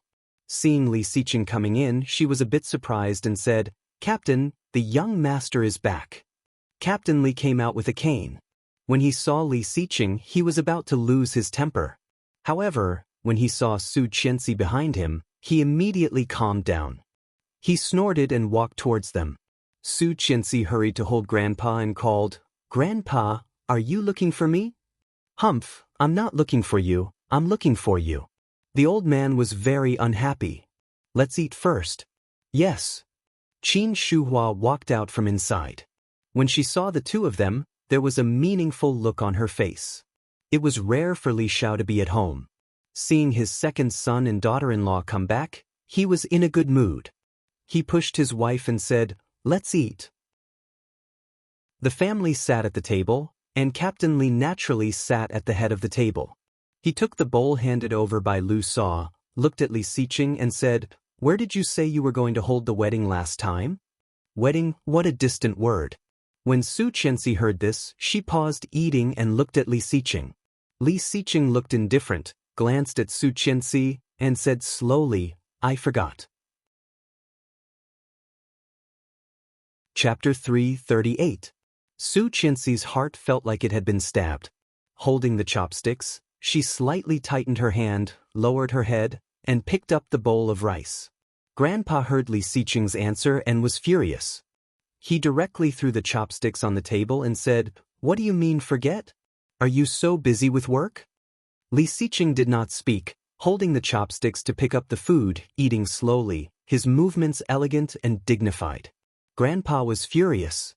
Looking at Su Qianxi, he said, "Qianqian, has he been so weird these days?" Sarcastic? Li Xiqing paused. Su Qianxi put down the bowl and said, "No. Of course not." Grandpa had already seen through everything. He is busy with work, so it is normal for him to forget, Su Qianxi explained in a low voice. Reaching out her hand, she picked some food for herself and ate slowly as if she did not care. Li Xiqing did the same, eating slowly and looking as calm as usual. Grandpa could only watch anxiously. He glared angrily and stood up. "Grandpa, eat," Li Xiqing called, but his voice was calm and did not sound sincere. Su Qianxi put down the bowl and quickly greeted him, saying, "Grandpa, eat first. We can talk about this later, okay?" Grandpa heard it and glanced at Li Xiqing. Seeing that Li Xiqing did not mean to refuse, he snorted and turned around to sit down. He knew his grandson too well. As long as he did not refuse on the spot, there was still room for improvement. It seemed that this matter was not entirely Li Xiqing's fault. Grandpa picked up the chopsticks, ate a few mouthfuls, and soon said he was full. Su Qianxi helped Grandpa take a walk in the back garden. When they came back, it was already 10 minutes later. Li Xiqing was sitting on the sofa on the phone, listening to the content. It was business. Grandpa sat quietly on the side, and Su Qianxi was peeling an apple for him. However, when Grandpa finished the apple, Li Xiqing was still on the phone. Grandpa stared and threw the apple core over, looking like a warning. Li Xiqing did not dodge, but caught the apple core firmly and threw it into the trash can. He took a wet tissue and wiped his hands, but his tone did not change. After a minute or two, the phone was hung up. "Tonight, Qianqian, stay here with Grandpa." Grandpa sighed. Although he was talking to Su Qianxi, he was glancing at Li Xiqing. "I don't have many days left. I can die in peace if I can spend more time with my grandson." "Grandpa." Su Qianxi felt sad. "You will live for a long time. If you continue like this, even if I can live for 100 years, I will be a few decades younger." She was speechless and looked at him. Li Xiqing met her eyes for less than a second before he looked away and said casually, "Then stay. I have something to do at the company. If there's nothing else, I'll be on my way." Captain Li was so angry that he picked up an apple in front of him and threw it at Li Xiqing, roaring, "You stay too." Li Xiqing dodged and said confidently, "I'm busy at the company." Chapter 339. This time, Li Xiqing caught the apple firmly and put it back without saying anything. Su Qianxi sat on the side and did not say a word. Qin Shuhua and Li Xiao went to the neighbor's house and saw this scene. Li Xiao's face darkened and he said, "Xiqing, don't make your grandfather mad." Li Xiqing curled his lips and glanced at Su Qianxi, saying, "No one wants to see me. Why should I stay here?" As soon as he said that, the people present were not fools. They knew what was going on the moment they heard it. All of a sudden, Su Qianxi attracted everyone's attention. Condemnation, contempt, love, and ambiguity surrounded her. She felt her scalp tingling and said, "I did not." Captain Li stared at her, picked up another apple, and threw it at her, yelling, "What else do you have to say?" Li Xiqing was hit in the stomach by the apple and was speechless. Picking up the apple and putting it back on the coffee table, Li Xiqing stood up and said, "I'm going to take a shower." Seeing this, Qin Shuhua looked at Su Qianxi with a faint smile. Su Qianxi looked back at her, fearlessly staring into her eyes. "You're quite something to be able to push my son like this." Qin Shuhua said something ambiguous and walked away. "Li Xiao, I have something to tell you." "Okay." Li Xiao nodded and looked at Su Qianxi thoughtfully. He said, "Don't let the elders worry about you. You are not young anymore. Don't worry too much. Xiqing is good to you." Li Xiao did not have much feelings for Su Qianxi. Although she was beautiful, she was a typical girl from a humble family. At the beginning, because she was personally chosen by Captain Li, he did not say anything. He did not expect that now, his son was in a tight spot. Although Li Xiqing did not say it, he cared a lot about his wife. At least, he had never seen Li Xiqing treat anyone like this since he was a child. The people of the Li clan were all stubborn. Su Qianxi looked down, nodded, and said, "I know, Dad." Without another word, Li Xiao followed Qin Shuhua into the study. "Don't listen to your father. If that kid bullies you, tell me. I'll back you up." Captain Li was not convinced. He patted his chest and said, "I'll always be your safe haven." She felt a lump in her throat, and her eyes were soon wet. Nodding, she sniffed and whispered, "Grandpa, why are you so nice to me? If I don't treat you well, should I treat Li Xiqing well? That guy is an ingrate, humph. I'm still counting on you to give me a chubby great-grandson." In addition, with Li Xiqing's temper, if he could marry a wife, he should be very grateful. Which ordinary person could stand him? It just so happened that he had met someone he liked, and that kid also liked. Of course, he had to make her stay and spread the seeds for the Li family. However, he did not say it out loud. Seeing Su Qianxi's touched look, he was very proud. Fortunately, his granddaughter-in-law was this little girl, who was easy to coax and satisfy. If it was that girl from the Tang family, thinking of Tang Menjing, Captain Li couldn't help feeling depressed. The smile on his face faded, but he quickly changed the topic with Su Qianxi. After chatting for a while, Captain Li felt tired and let her go back to her room. Su Qianxi stood at the door of the room. Thinking that she would be alone with him, she felt embarrassed. She did not know how to face him. Chapter 340. As soon as she entered the room, she smelled the faint smell of tobacco in the room. Walking in, a cold wind blew, and Su Qianxi shivered subconsciously. The window was wide open, and the white curtain was fluttering in the wind. It was already dark outside. The moon was bright, and the trees were swaying in the wind. Li Xiqing stood by the window, wearing the same straight suit.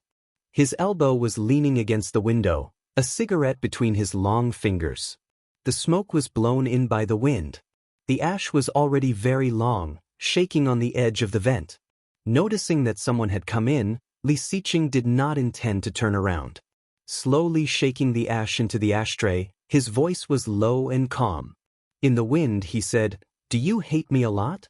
The unexpected question fell into Su Qianxi's ears, making her heart skip a beat.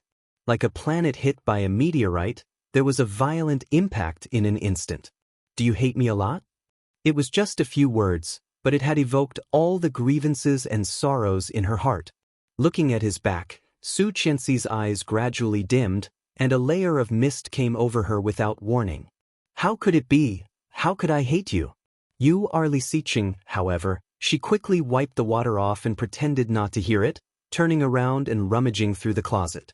Although they had not been back for a while, in the closet, Lu Sa had already changed into autumn clothes for them, so that they could come back at any time. After rummaging through a set of pajamas, Su Qianxi went into the bathroom and could not help but burst into tears. She was not a person who liked to cry. Even when she was beaten up by those rich women last time, she gritted her teeth and did not have the urge to cry at all. However, every time she saw Li Xiqing, her tears seemed to be opened and could not be held back. The influence he had over her was too great, too great. No matter in her previous lifetime or this lifetime, she could not feel anything for him. Every time she saw him, she would feel her heart pounding. How could she hate Li Xiqing like this? Li Xiqing clearly heard her footsteps moving away.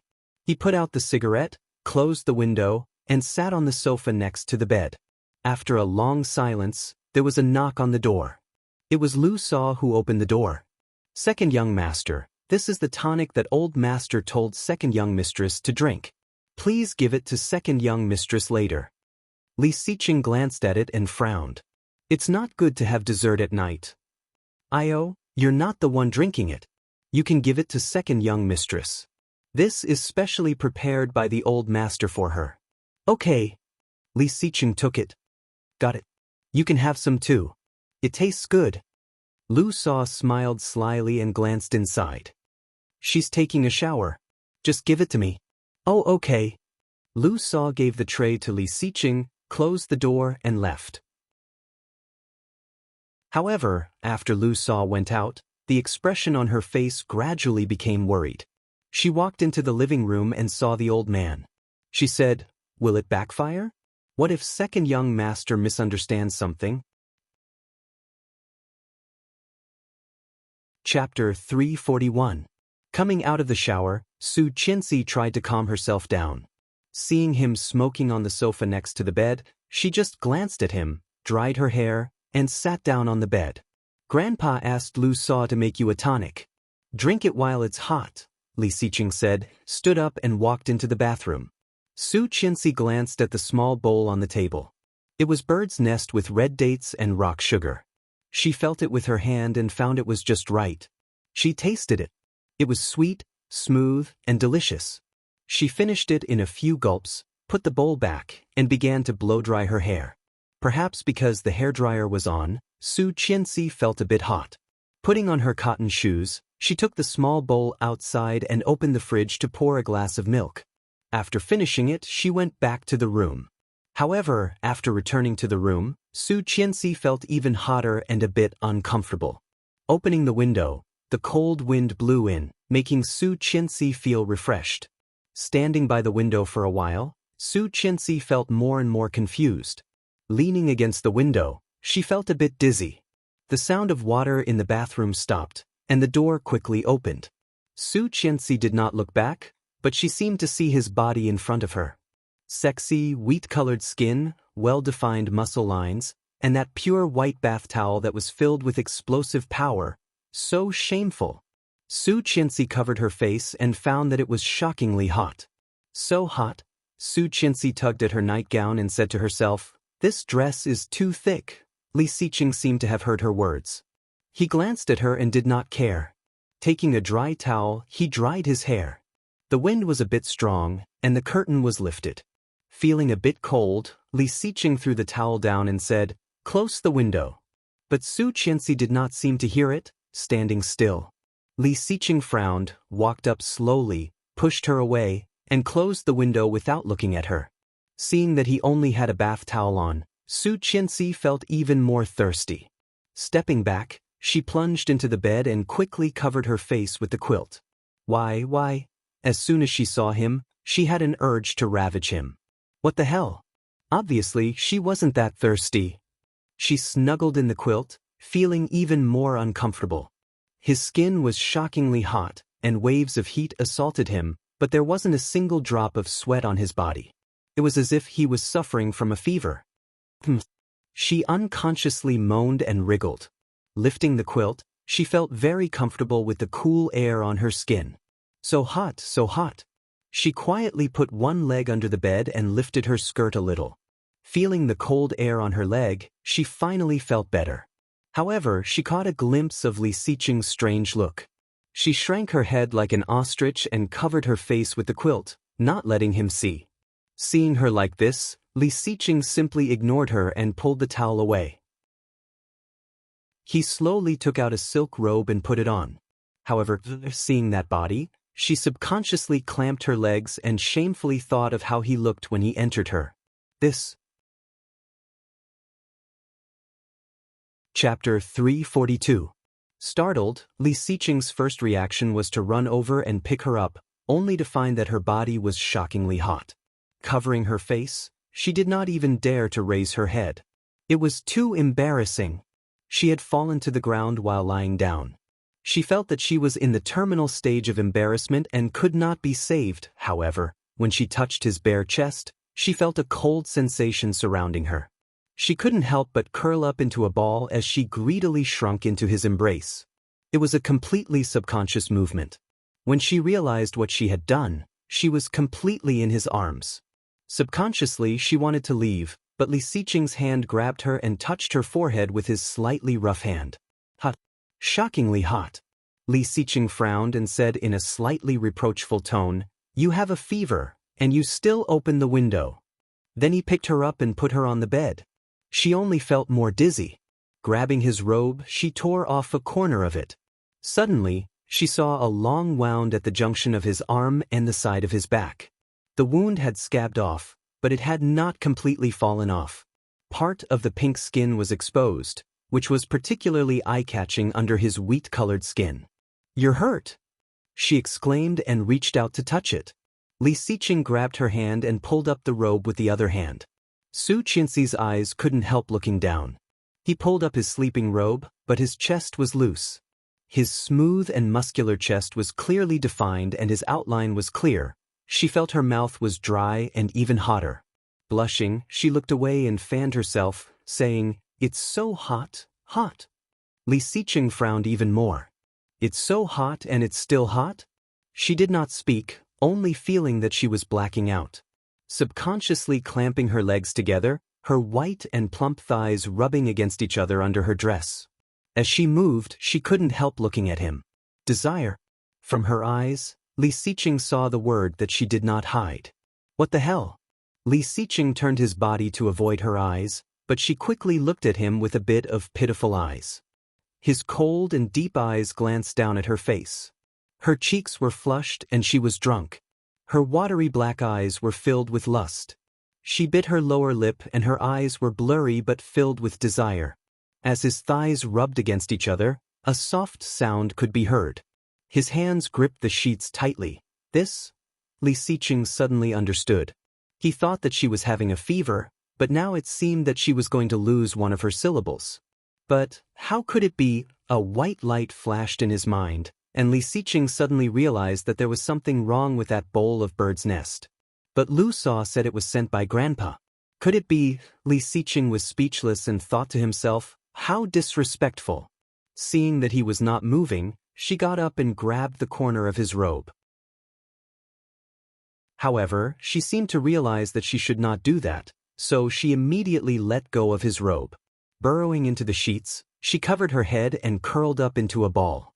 Knowing that she was not having a fever, Li Xiqing was not in a hurry.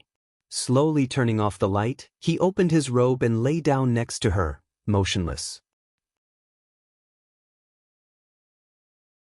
Chapter 343. Su Qianxi felt even more uncomfortable. He was under the blanket, so close. Why did he have to run so far away? Closer, closer. Feeling wronged, Su Qianxi suddenly threw off the blanket and let the cold air hit her. However, in less than 2 minutes, she was so sad that she wanted to cry. Sobbing, she said, "It's so hot." Li Xiqing glanced at her and said quietly, "If it's hot, take it off." Take it off. She also wanted to take it off, but was it really okay to take it off next to him, in front of him? Would he think that she was trying to seduce him? However, it was really uncomfortable. "I'm sleeping. I won't look at you," he said, turning his back to her. She struggled for a moment, got up, and took off her dress. After that, he could not stay calm anymore. Resisting the desire to turn around and take a look, all he could think about was her body. She was definitely not wearing it.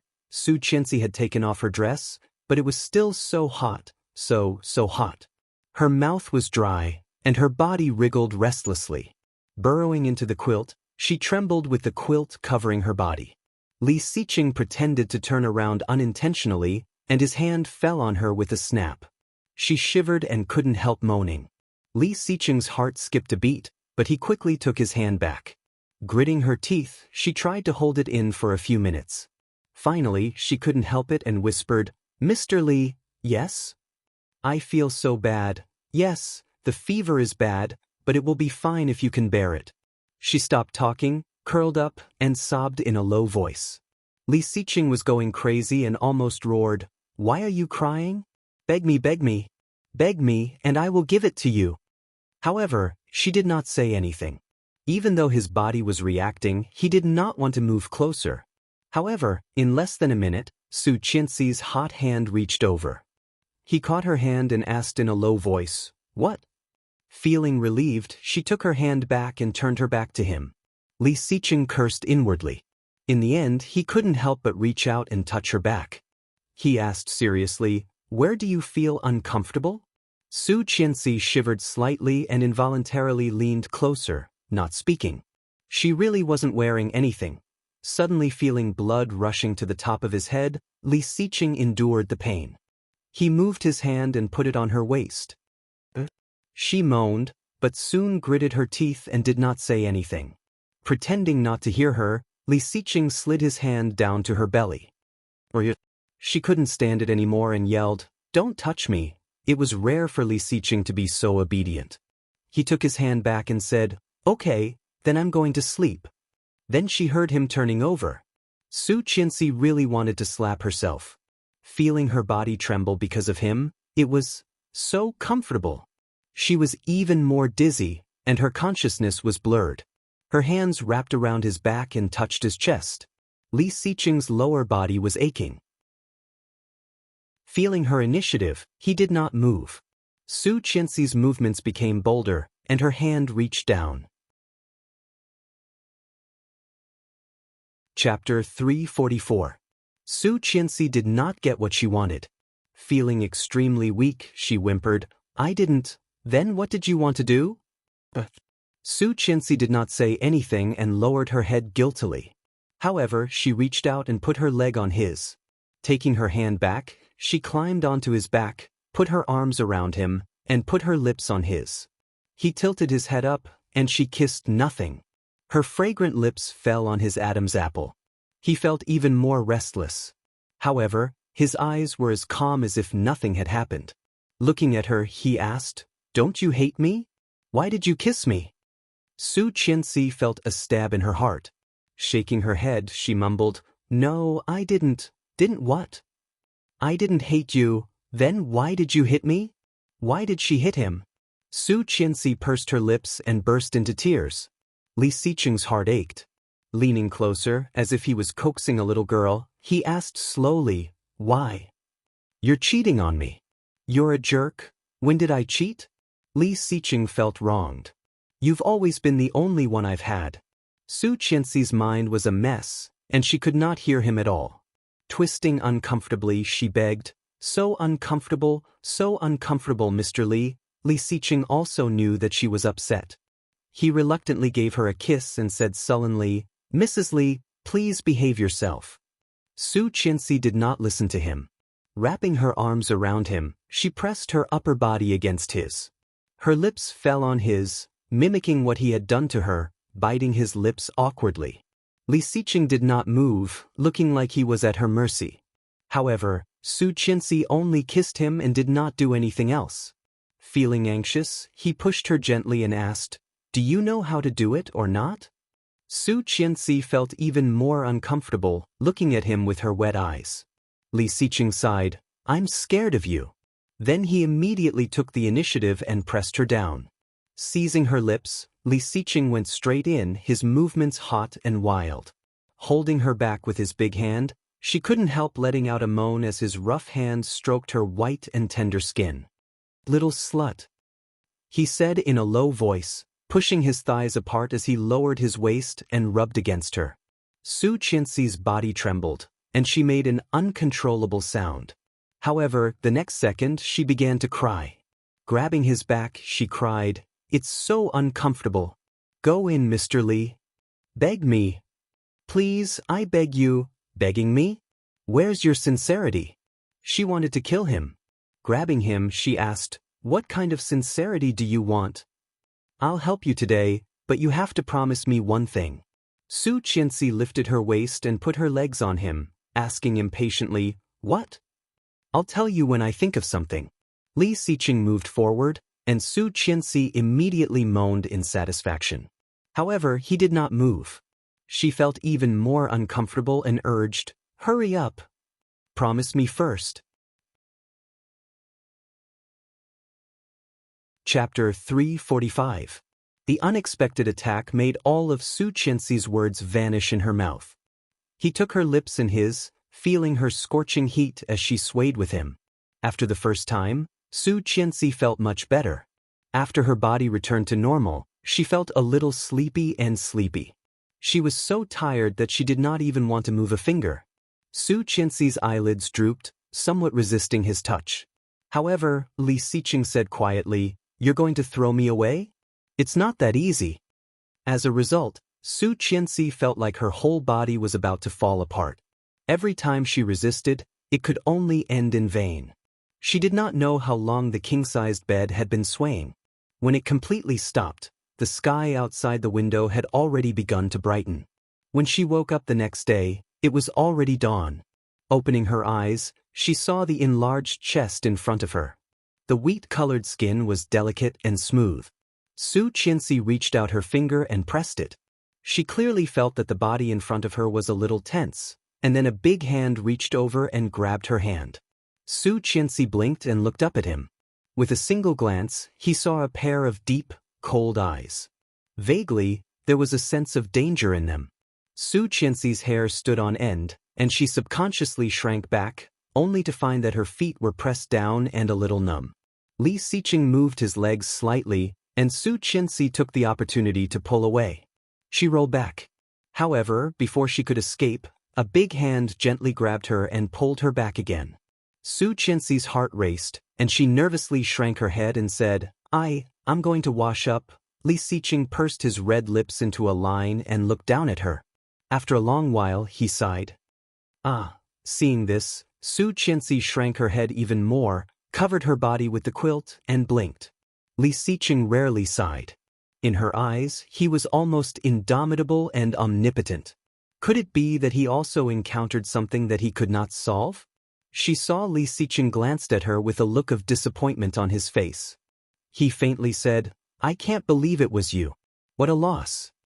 Hearing that, Su Qianxi blushed and retorted, "It was you." He was clearly the one who had been pestering her. How did it become him who had suffered a great loss? She was the one who was at a disadvantage. However, before he finished, he was interrupted by Li Xiqing, who asked, "What about me? You were the one who seduced me last night." She blushed and frowned. She kicked him and yelled, "You're such a pervert." Li Xiqing's face turned red. Li Xiqing was kicked, but his expression did not change. He said seriously, "Did you forget that you were the one who pestered me last night, Mrs. Li?" Hearing that, Su Qianxi paused and stared at him with a blush. "You begged me, so I reluctantly helped you." Feeling embarrassed, she kicked him again. "Shut up." Li Xiqing's big hand under the quilt grabbed her ankle and slowly said, "In order to show your sincerity, you also promised me a condition. Do you still remember?" "I don't remember." Su Qianxi was angry. "I forgot." Chapter 346. Su Qianxi paused and retorted, "I was not wearing pants in the first place." "Oh." He nodded. "That's true. You could have just taken off your dress." Su Qianxi was so embarrassed that she wanted to find a hole to hide in. Angrily, she turned around and went to pick up her nightdress. However, Li Xiqing pulled her back and whispered in her ear, "Have you really forgotten what happened last night?" Of course, she remembered. It was still fresh in her memory. But how was she supposed to say it? How was she supposed to admit it? Blushing, she struggled and yelled, "Move! Don't hug me!"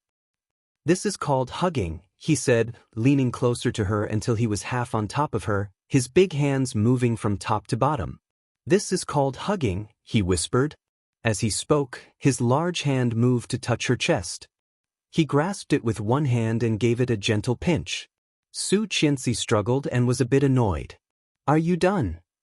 "If I say I'm not done, can I continue?" Li Xiqing moved closer and kissed her lips from behind. Su Qianxi looked away, and Li Xiqing's kiss fell behind her ear. So, he decided to suck on her earlobe. Su Qianxi's body shivered, and her whole body became soft. Li Xiqing moved with his wet lips, lifted his legs, and whispered in her ear, "Look, you're craving me. Go away." Su Qianxi was furious. "Mr. Li, I never realized you were so shameless." "Mrs. Li, it's not too late to realize it now." "Mr. Li, Mrs. Li." Because of Li Xiqing's interference, it had become the most intimate form of address.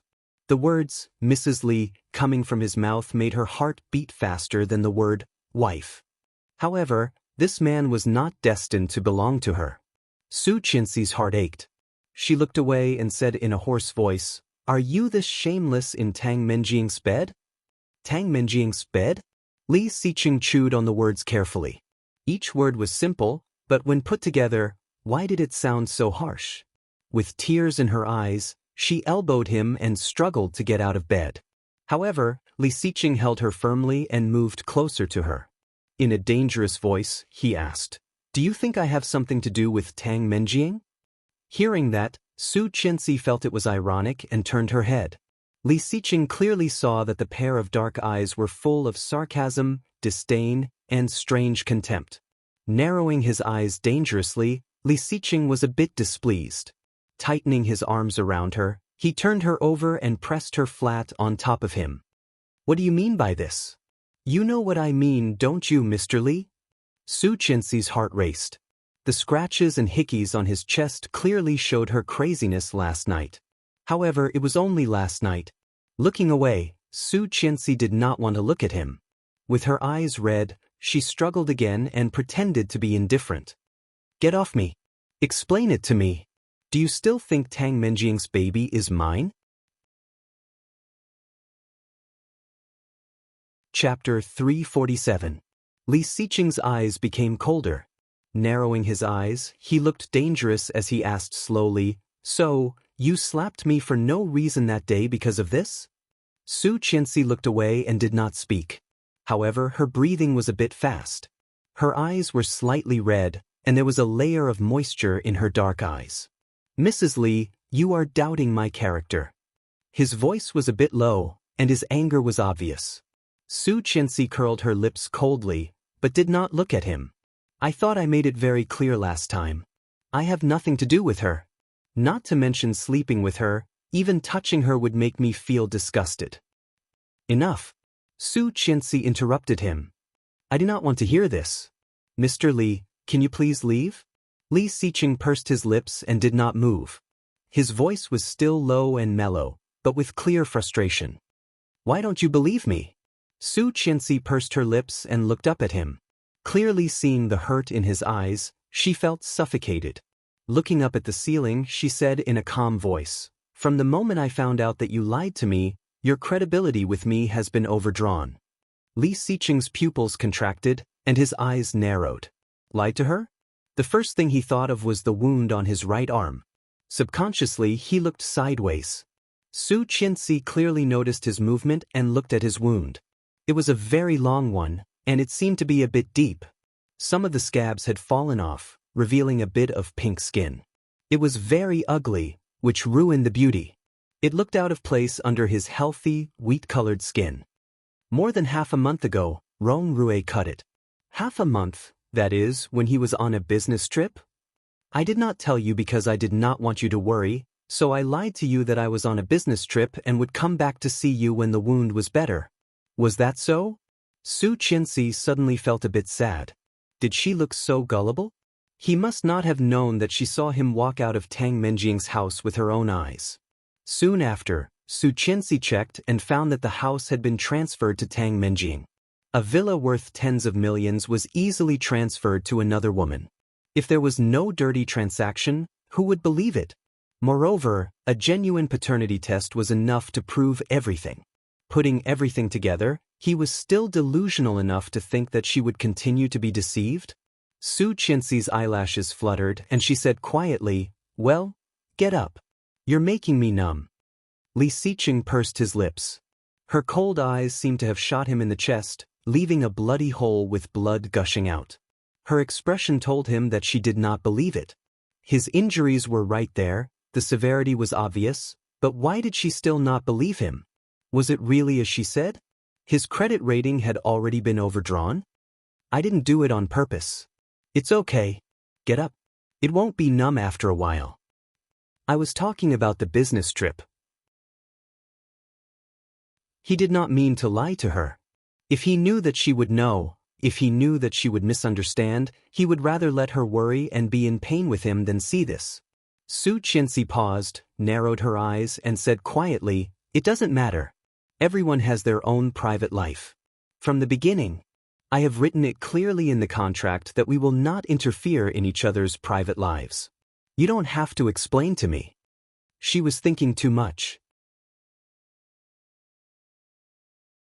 Chapter 348. Su Qianxi. Li Xiqing was a bit annoyed and grabbed her chin. Don't talk about the contract. I will tear it up in a second. You should. Su Qianxi said sarcastically. The contract also says that we should keep our distance. Look at us now. We have already violated the contract. That thing should not exist. Li Xiqing regretted signing the contract. Gazing at her, he said word by word, Forget about the contract. Tear it up and start over. You can tear it up. Anyway, what you have is just a copy. The original is with Xing Shiming. He tightened his grip on her chin as if he was going to crush her. He said in a deep voice, Then we will ask Xing Shiming for it. It's useless, Li Xiqing. Su Qianxi looked at him and suddenly put her arms around his neck, pulling him close to her. She whispered, Isn't that what you want? When the contract time is up, Tang Menjing's child will be born. At that time, it will be the same with or without me, right? Tang Menjing, Tang Menjing. Tang Menjing again. Su Qianxi raised her head, kissed his Adam's apple, and slightly opened her mouth. Li Xiqing's body slightly stiffened. Holding her tighter, he breathed faster. Su Qianxi's soft hand slowly moved down, and her voice was seductive as she said slowly, While we are still legally married, and Tang Menjing is pregnant, the most important thing is to have fun, isn't it? All of Li Xiqing's feelings instantly collapsed. Grabbing her hand, he gritted his teeth and said, Don't mention that name. It makes me sick. She also made him sick.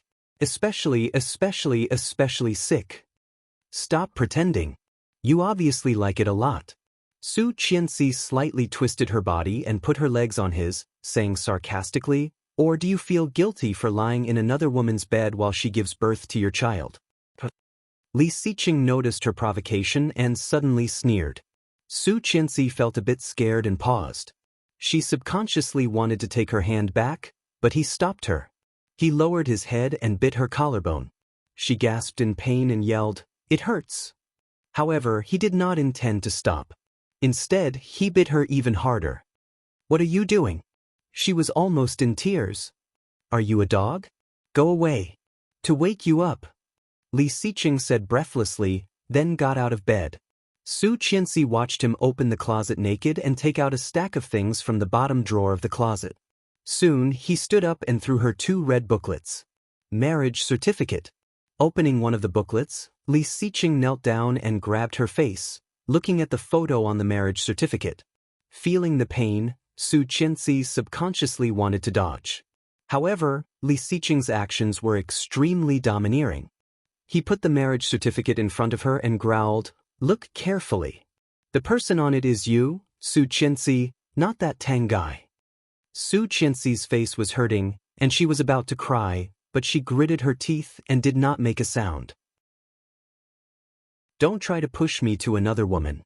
I said she has nothing to do with me. Her due date is in March next year. Give me some more time, okay?" Chapter 349. Hearing that, Su Qianxi looked away and did not speak. Her eyes were full of tears, but they did not fall. He gazed at her deeply, let go of her, and said slowly, "Do you remember that you still owe me a favor last night?" "I remember it now." Su Qianxi finally looked over. "Cancel the divorce contract." Cancel, cancel. The 2 simple words were like an echo, echoing in Su Qianxi's mind. Canceling it at this time undoubtedly meant that he wanted to stop her from thinking about divorce. If it was cancelled at this time, would they not get divorced? Would she be able to continue to be his wife? Li Xiqing clearly saw the emotion in her eyes. Sure enough, she did not want a divorce, right? Scenes suddenly appeared in Li Xiqing's mind, the way she looked when they just got married. Her love for him, her complicated feelings for him, and her fear of him were all clear. Now, what was going on? Her eyes were full of sarcasm and disdain, as well as hatred and disgust. When he found that her love was gone, he was at a loss of what to do. He still did not know what he had done wrong. However, he did not want to let go, did not want to divorce. Covering her face with his slightly rough hand, Li Xiqing gently rubbed it with his thumb and whispered, "Cancel the divorce contract and let's start over, okay?" He was serious. Li Xiqing's eyes did not contain any impurities. They were so dark and pure that it made her heart flutter. However, could she? Su Qianxi reached out and wiped her eyes. Her eyes flashed, she looked at him and sneered, "Do you really think I am stupid?" The divorce contract was the only thing that she had the upper hand in at the moment. If he couldn't even take the initiative, then what awaited him would be the real torture. What if he wanted to coax her to cancel the divorce contract and then force her to divorce directly? She knew very well how despicable this man was. She did not want to believe him. Never again.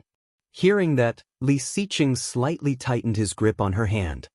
He had never lowered himself to please a woman in this way. He was as low as the bottom of the dust, but what he got in return was a sneer from her. His eyes were as dark as ink, and the anger of humiliation was burning fiercely. "Su Qianxi." She gritted her teeth, squeezing every word out. Her heart trembling, she flinched, but she still stiffened her neck, looked at him, and sneered fearlessly. "Are you angry?" Li Xiqing's hand on her face started to pinch her cheeks, which made her frown in pain. "I really want to strangle you," Li Xiqing said word by word. Choke her to death. Out of sight, out of mind. However, he was reluctant to do so. Gritting her teeth, she looked at him stubbornly.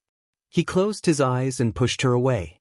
Throwing the red booklet on the floor, he got out of bed and walked into the bathroom. The sound of running water came from the bathroom. She collapsed on the bed and let out a long sigh of relief. What she was most afraid of was how he looked when he lost his temper. no matter in her previous lifetime or this lifetime.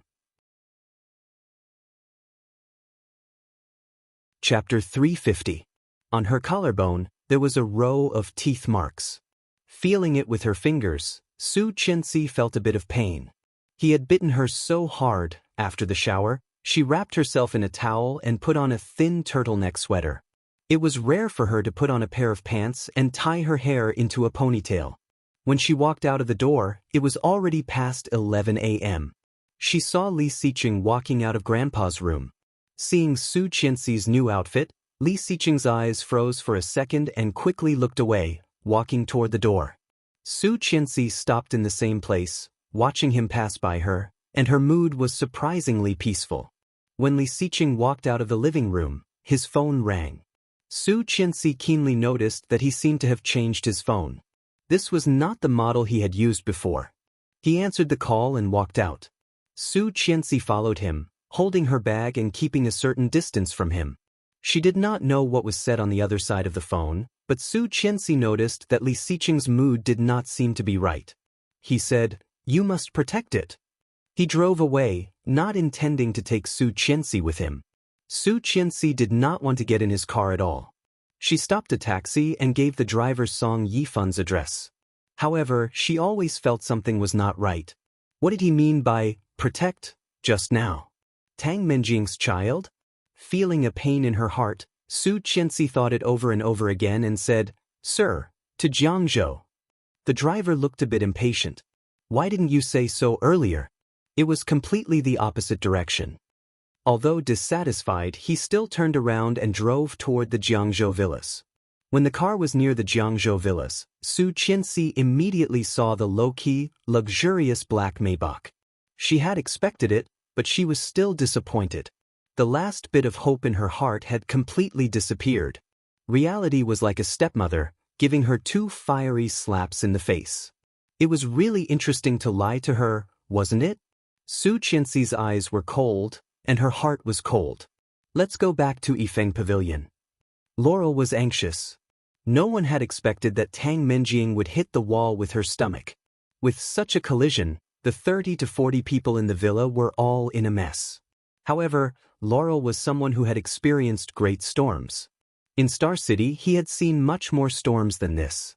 He sent her back to her room, called the doctor, and then called Li Xiqing. Tang Menjing thought that they would send her to the hospital no matter what. In this way, the child could be aborted, and she could go out and ask for help, telling others that she was imprisoned. However, she had never expected that he would be so considerate as to hire several doctors and set up an emergency room in his home. Seeing a dozen pairs of eyes staring at her, Tang Menjing felt she was going crazy. Half a month, for a whole half a month, she had no freedom at all.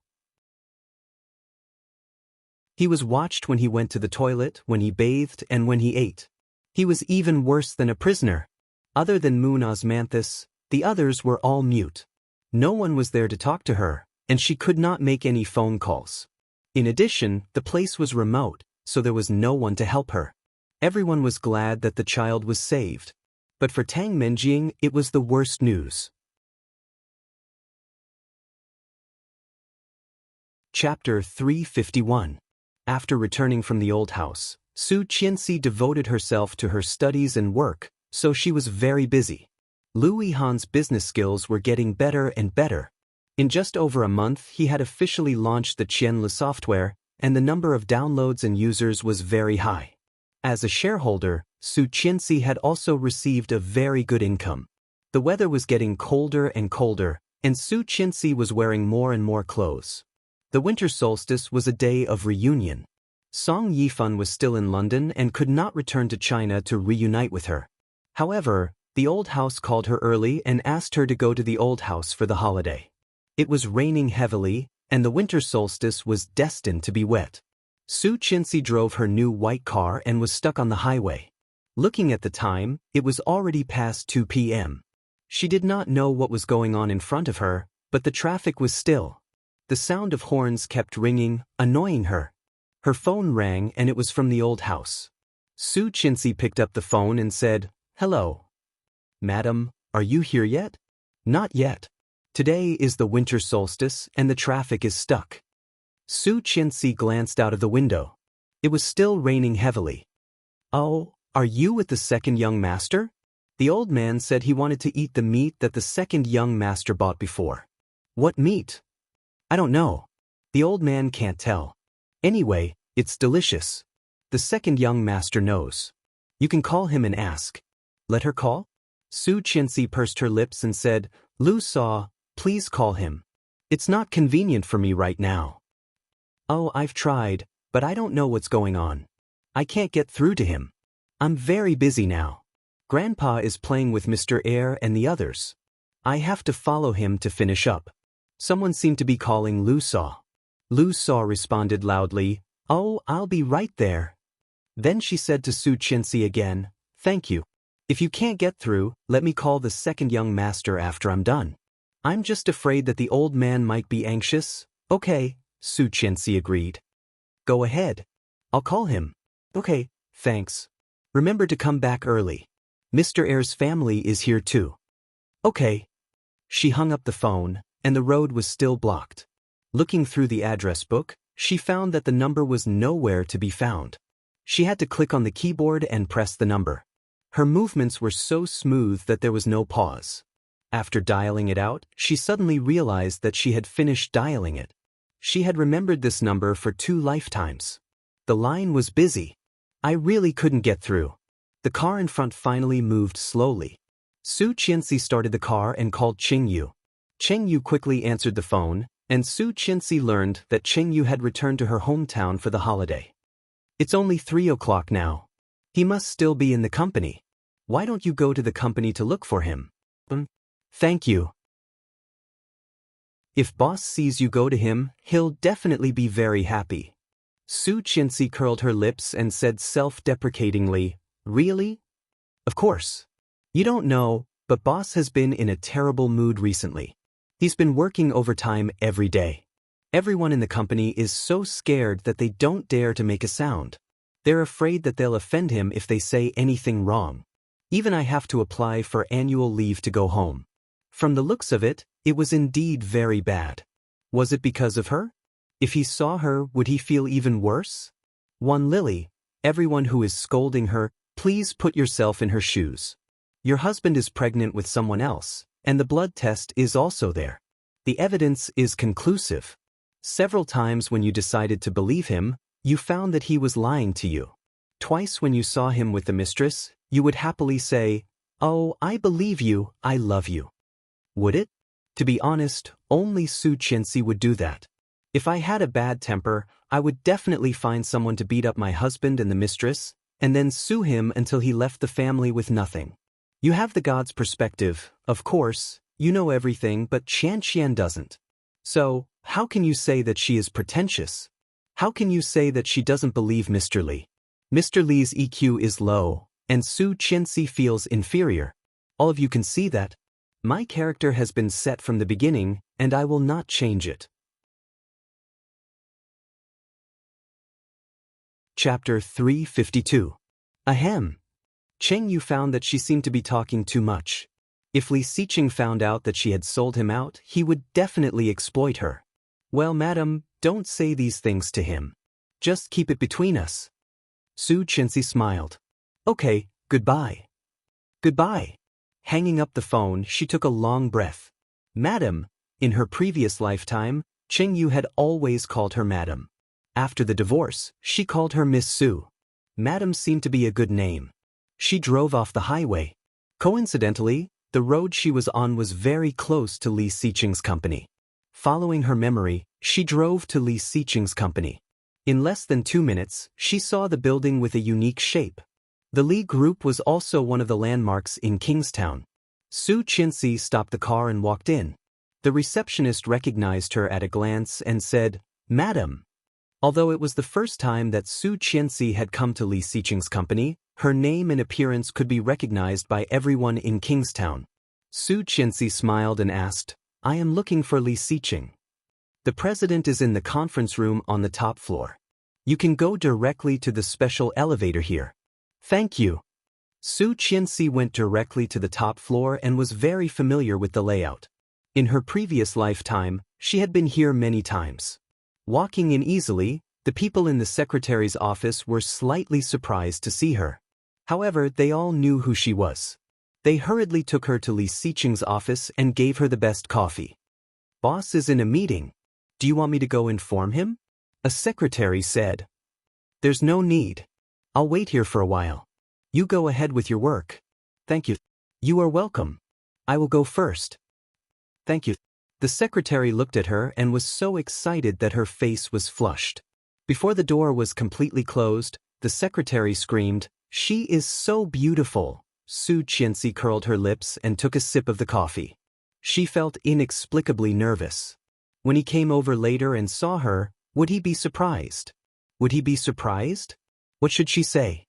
"Long time no see?" It seemed a bit strange, her heart racing. She suddenly regretted listening to Qing Yu and coming here to find him. Would he think that she was here to express her goodwill to him, so she purposely came to see him? However, she only came to his company because she couldn't get through to her grandfather's phone. If he misunderstood, it would be very awkward, right? Was it too late to leave now? She was a bit hesitant. After some consideration, she stood up and walked to the door of the office. However, as soon as she walked in, the door was suddenly opened. She was caught off guard and hit by the doorknob. Su Qianxi screamed and squatted down, covering where she was hit. There was obvious astonishment in Li Xiqing's eyes. Looking at the petite figure squatting and groaning on the ground, he thought he was hallucinating.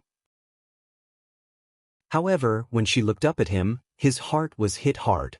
It really was her. Su Qianxi clearly felt Li Xiqing's cold gaze on her. Blushing, she covered her lower abdomen and did not dare to get up. Of all places to hit, she hit the bone there. A disease called embarrassment instantly broke out, and no medicine could cure it. Seeing her painful face, Li Xiqing resisted the urge to check where she was hurting and whispered, "What's wrong?" Chapter 353. Li Xiqing's cold face suddenly cracked. "You do." Su Qianxi's face became even redder. She stood up and said in pain, "Why didn't you knock before coming in? It hurts." This action was a bit obscene, and Li Xiqing couldn't help but look at it. He said calmly, "This is my office." Su Qianxi was suddenly speechless. Feeling his gaze, she immediately turned around and rubbed her wound with her coat. Li Xiqing was speechless and said in a low voice, "Mind your image." Then he closed the door and walked to the desk. "What are you doing here?" "Looking for you," Su Qianxi said matter-of-factly. "Grandpa said he wanted to eat the meat you bought for him last time, but he couldn't get through.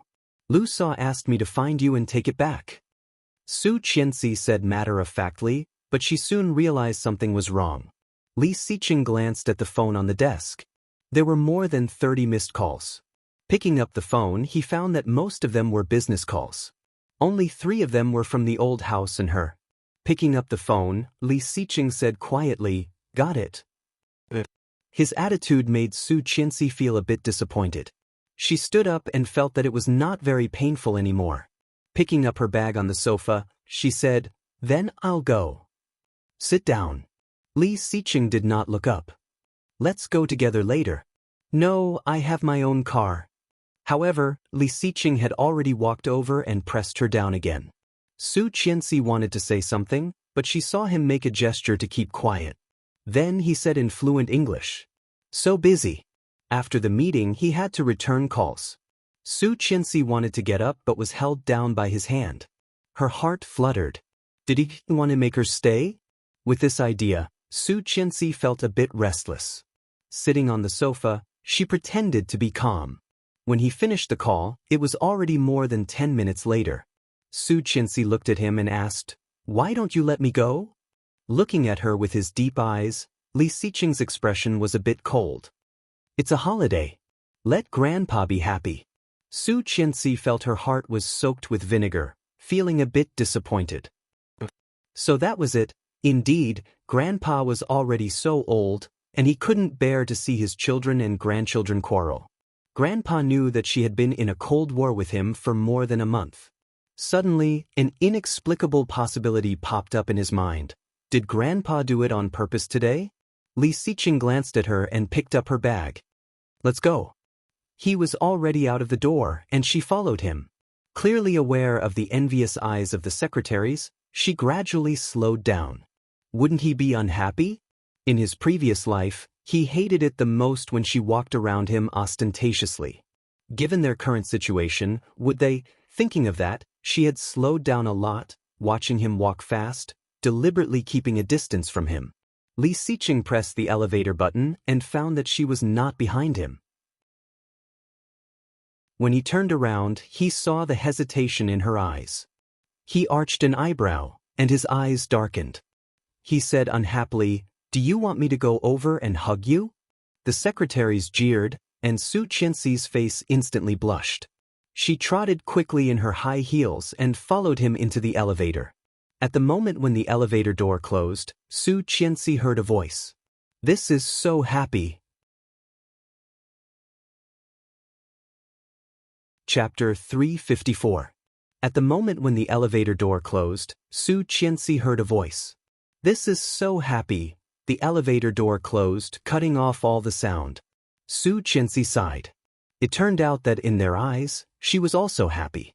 However, why could she not feel it herself? Instead, she was full of sadness. "Where is your car?"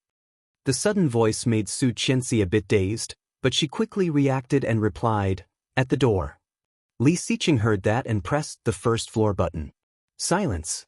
The elevator was so quiet. The only thing he could hear was the sound of the elevator descending.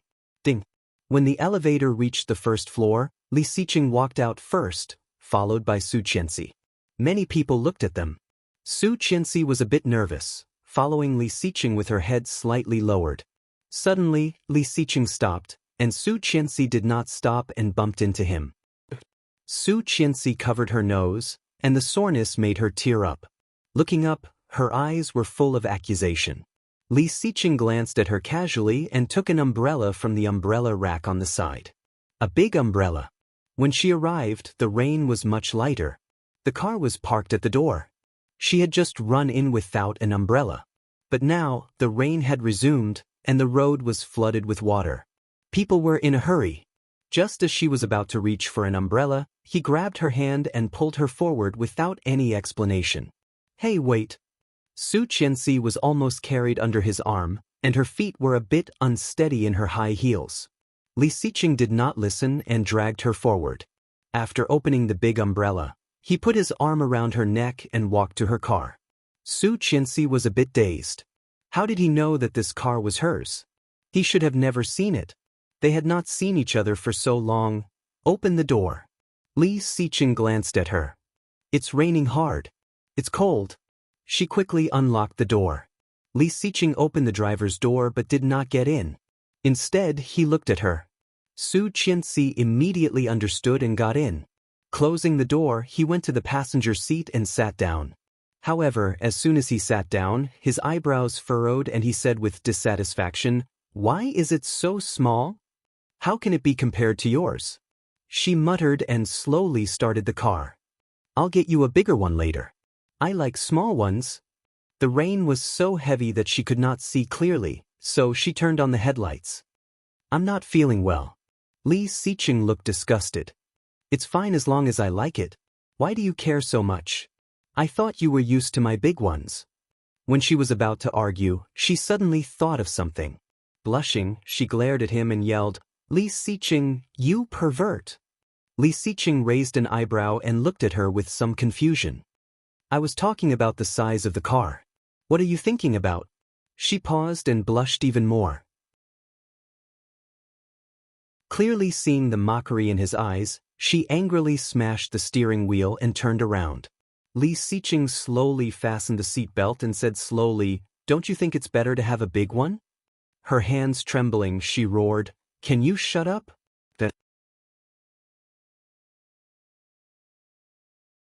Chapter 355. Li Xiqing's lips curled up. His mood, which had been tense for more than a month, was miraculously relieved. Su Qianxi did not want to talk to him and drove steadily. However, in the end, she couldn't help asking, "Where is the store?" "Surely Mingdu." Su Qianxi was dazed and looked at him. Isn't it in the back? Yes. Then why didn't you tell me earlier? You didn't ask. Su Qianxi gritted her teeth, wishing she could throw him out of the car. However, she still turned the steering wheel and headed for Shirley Mingdu. Turn right and get out, he said quietly. Su Qianxi found a place to park the car. The rain was still pouring. He picked up the umbrella and opened the door. Sit. Su Qianxi blinked. Did he want to pick her up? Did he think she would not have an umbrella in the car? Su Qianxi pouted and got out of the car with an umbrella after he got out. The pink umbrella had a couple kissing on it, full of teenage girls' hearts. Su Qianxi locked the car and walked forward with the umbrella. Li Xiqing's eyes became more and more serious. He stopped and said slowly, "It's a bit far. Follow me." It was indeed a bit far. About 20 minutes later, the rain gradually subsided, and they turned into a deep alley. It was very clean. Although the alley was small, the decoration style inside was no worse than those outside Shirley Mingdu. It was the first time that Su Qianxi had been here, and she was a bit surprised.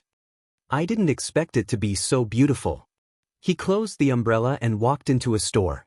The eye-catching century-old brand was very eye-catching. Su Qianxi was drooling when she walked in and saw a dazzling array of dried meat and snacks. The history and origin of the store were written on the wall, which Su Qianxi read with great interest.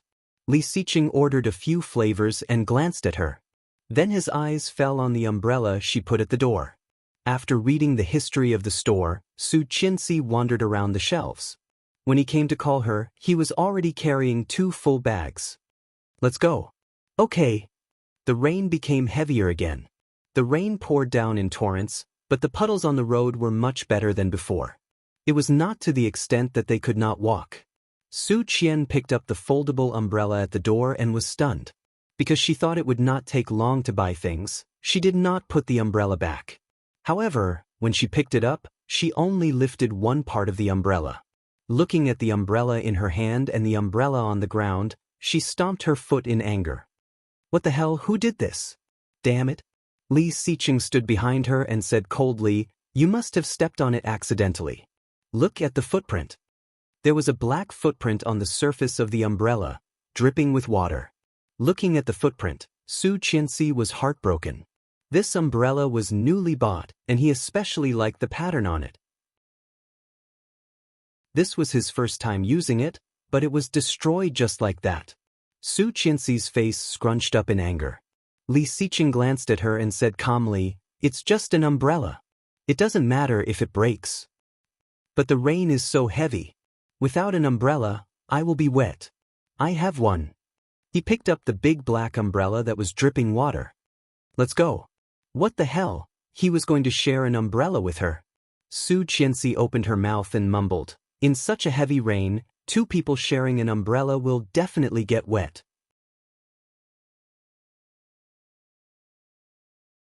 Chapter 356. Elopement. Su Qianxi blushed. I just said wet. I also said wet bends. Is that wrong? He looked at her seriously. Su Qianxi blushed even more. Did he just say elopement or wet? Although Southerners might not pronounce private and wet, Li Xiqing had taken an advanced Mandarin test. In order to follow him, she had taken the test in her previous lifetime as well. Could it be that she had misheard? Let's go. He handed the 2 bags of food to her. Protect them. Su Qianxi took them and held them in her arms. Li Xiqing was wearing a dark gray coat with a straight suit underneath. After opening the umbrella, he took her waist with his coat. Su Qianxi's body stiffened and she struggled. What are you doing, going home? Li Xiqing's warm breath was on her ear. Su Qianxi felt her face was burning. He said in a low voice, "Protect the food. Don't let Grandpa wait." So, she protected the food, and he protected her? Thinking of this, Su Qianxi's heart raced. He took her down the stairs. Seeing her pink ears, Li Xiqing's cold eyes became softer, and he wrapped his coat tighter around her. On the way, no one spoke. Su Qianxi felt warm all over. Holding the food tightly in her arms, she was surprised that no water splashed on her. When they returned to the car, Su Qianxi found that Li Xiqing's back was soaked. Seeing him take off his coat, Su Qianxi moved her lips but did not say anything. Glancing at her well-protected body and the food, she felt warm. They did not speak on the way. When they arrived at the old house, it was almost 6 p.m. Li Xiqing went to the room to change, and Su Qianxi gave the newly bought jerky to Grandpa. Captain Li was very happy, looking at her with a satisfied smile.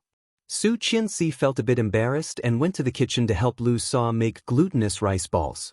Lu Sa wrapped the dough with stuffing, sesame, peanuts, quicksand. Su Qianxi was responsible for throwing the glutinous rice balls into the pot and scooping them out after they were cooked. When Lu Sa brought over the last bowl of glutinous rice balls, she came over and asked mysteriously, "Did you make up?" Su Qianxi paused. Seeing the mischievous smile on Lu Sa's face, she immediately thought of the phone call she just had and nodded. Sort of. At the very least, their relationship had broken the ice, hadn't it? Finally, the clouds have parted to see the moon.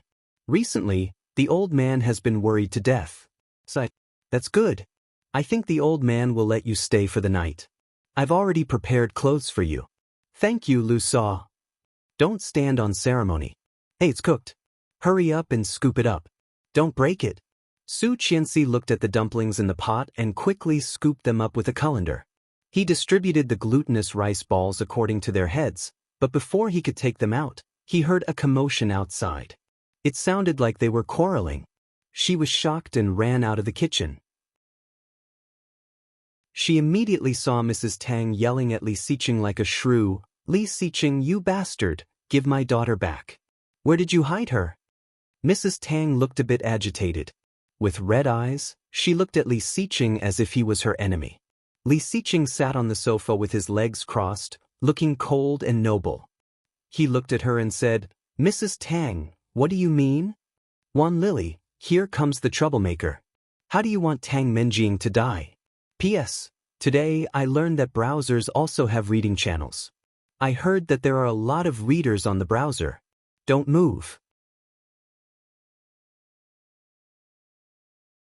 Chapter 357. What a cunning guy. She should have known that, given the boy's character, even if he really liked Tang Menjing, he would never compromise under their threat. At the time, she did not think much about it. Later, she found that Tang Menjing had not been home for more than 2 months and could not get through to her. Although she had texted and chatted with her, Tang Menjing had not even sent a voice message. Other than telling them that Li Xiqing had given her a villa, she had not heard from her again. Mrs. Tang suddenly realized that Li Xiqing was fooling them. He was so anxious that he immediately rushed over in a hurry. Seeing Li Xiqing's calm look, Mrs. Tang trembled with anger and yelled, "Stop pretending! Where did you hide her?" Her voice was sharp and hysterical. "You'd better give my daughter back, or I will sue you." "Sue me?" Li Xiqing crossed his arms and did not panic at all. Sitting on the sofa, he was extremely calm. "Sue me for what? Where is the evidence?" Mrs. Tang paused and immediately yelled, "Do I even need evidence?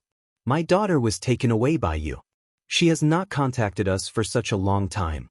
You must have locked her up. Let me tell you, this is illegal imprisonment." "Mrs. Tang, there must be evidence for everything. You have no evidence. We can sue you for slander."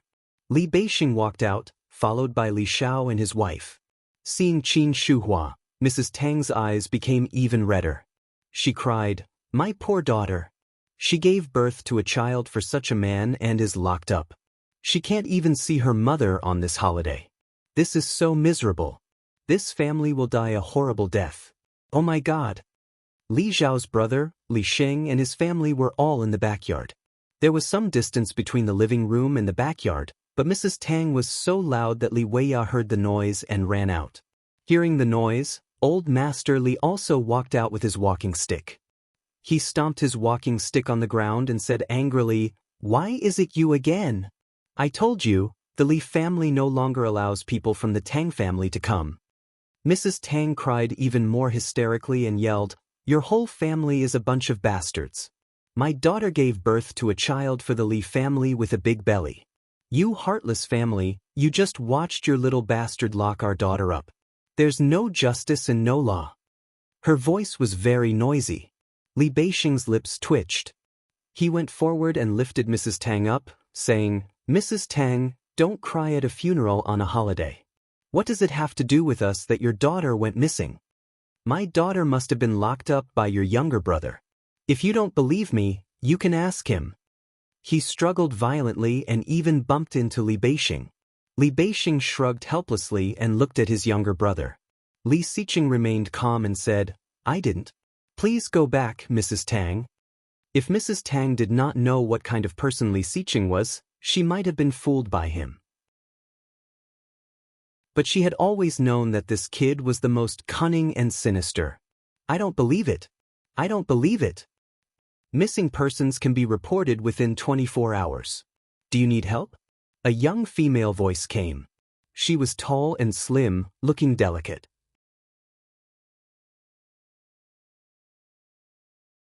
Chapter 358. My man. Those 3 words made Li Xiqing, who had been calm for a long time, feel a strong emotion in his eyes. Turning his head, he saw Su Qianxi's gentle profile. She was smiling, her eyes full of sarcasm. Just like that day in bed, Li Xiqing's eyes darkened. He reached out and held her soft hand, feeling a bit cold. Su Qianxi glanced at him and then turned back to Mrs. Tang. She said in a calm voice, "Miss Tang is an adult.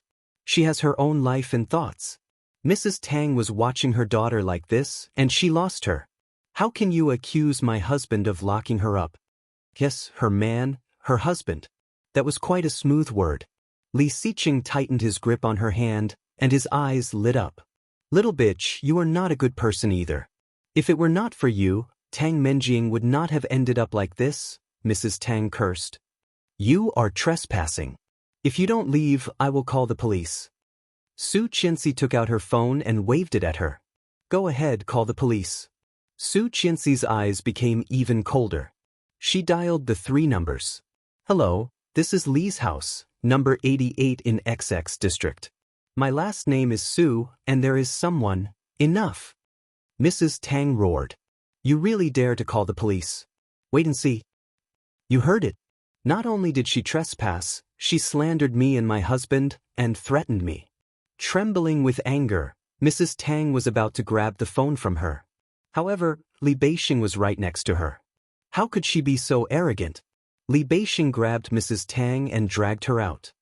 "I'm sorry, Auntie Tang. Our family is going to celebrate the new year. You can call the police to find your daughter later." Mrs. Tang struggled and yelled, but she could not get rid of Li Beixing's strength. After throwing her out, Li Beixing closed the door and locked it.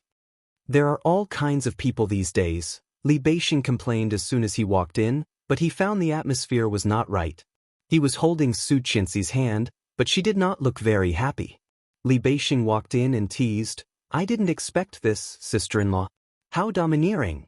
He called the police just like that. "But will the police really come later?"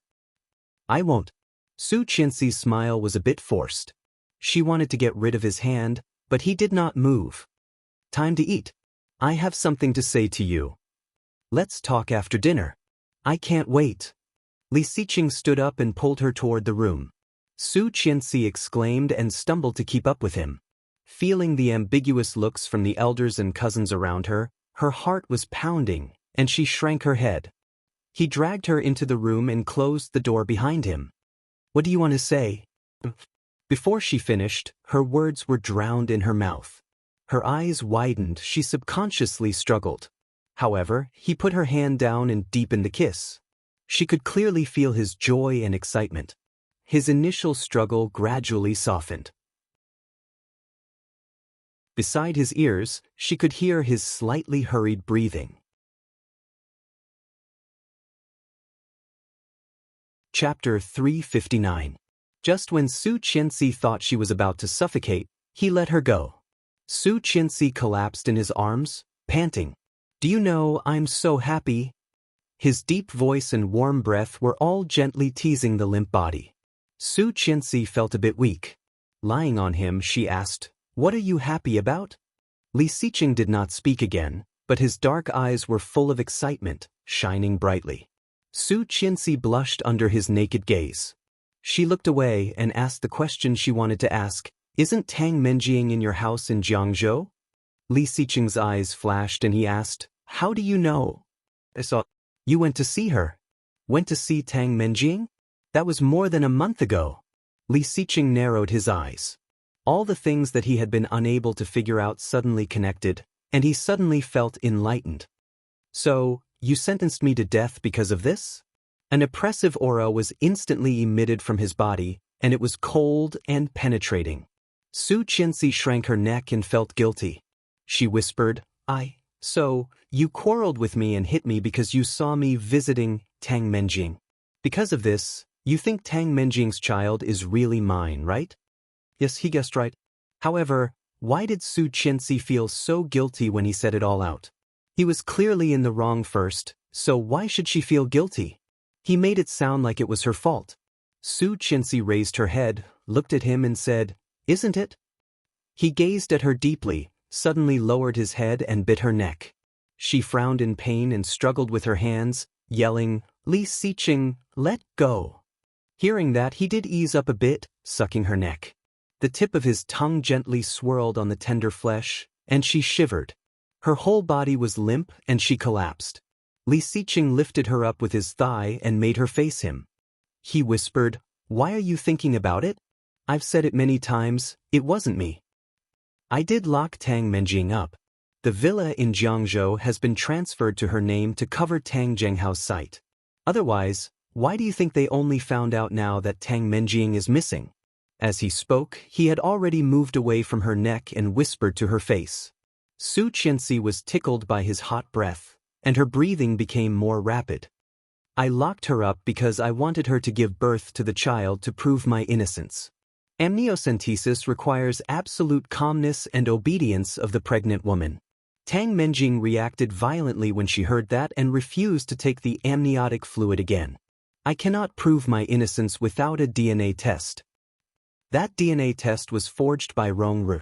He admitted it himself, but he didn't want to help me recover the original information. This is the only way. Only when Tang Menjing's child is born and my innocence is proven, can I convince the elders and you. When the time comes, I'll take you to Ireland, okay? He couldn't wait any longer. The surprise he had prepared for her was absolutely unprecedented and would never be repeated again.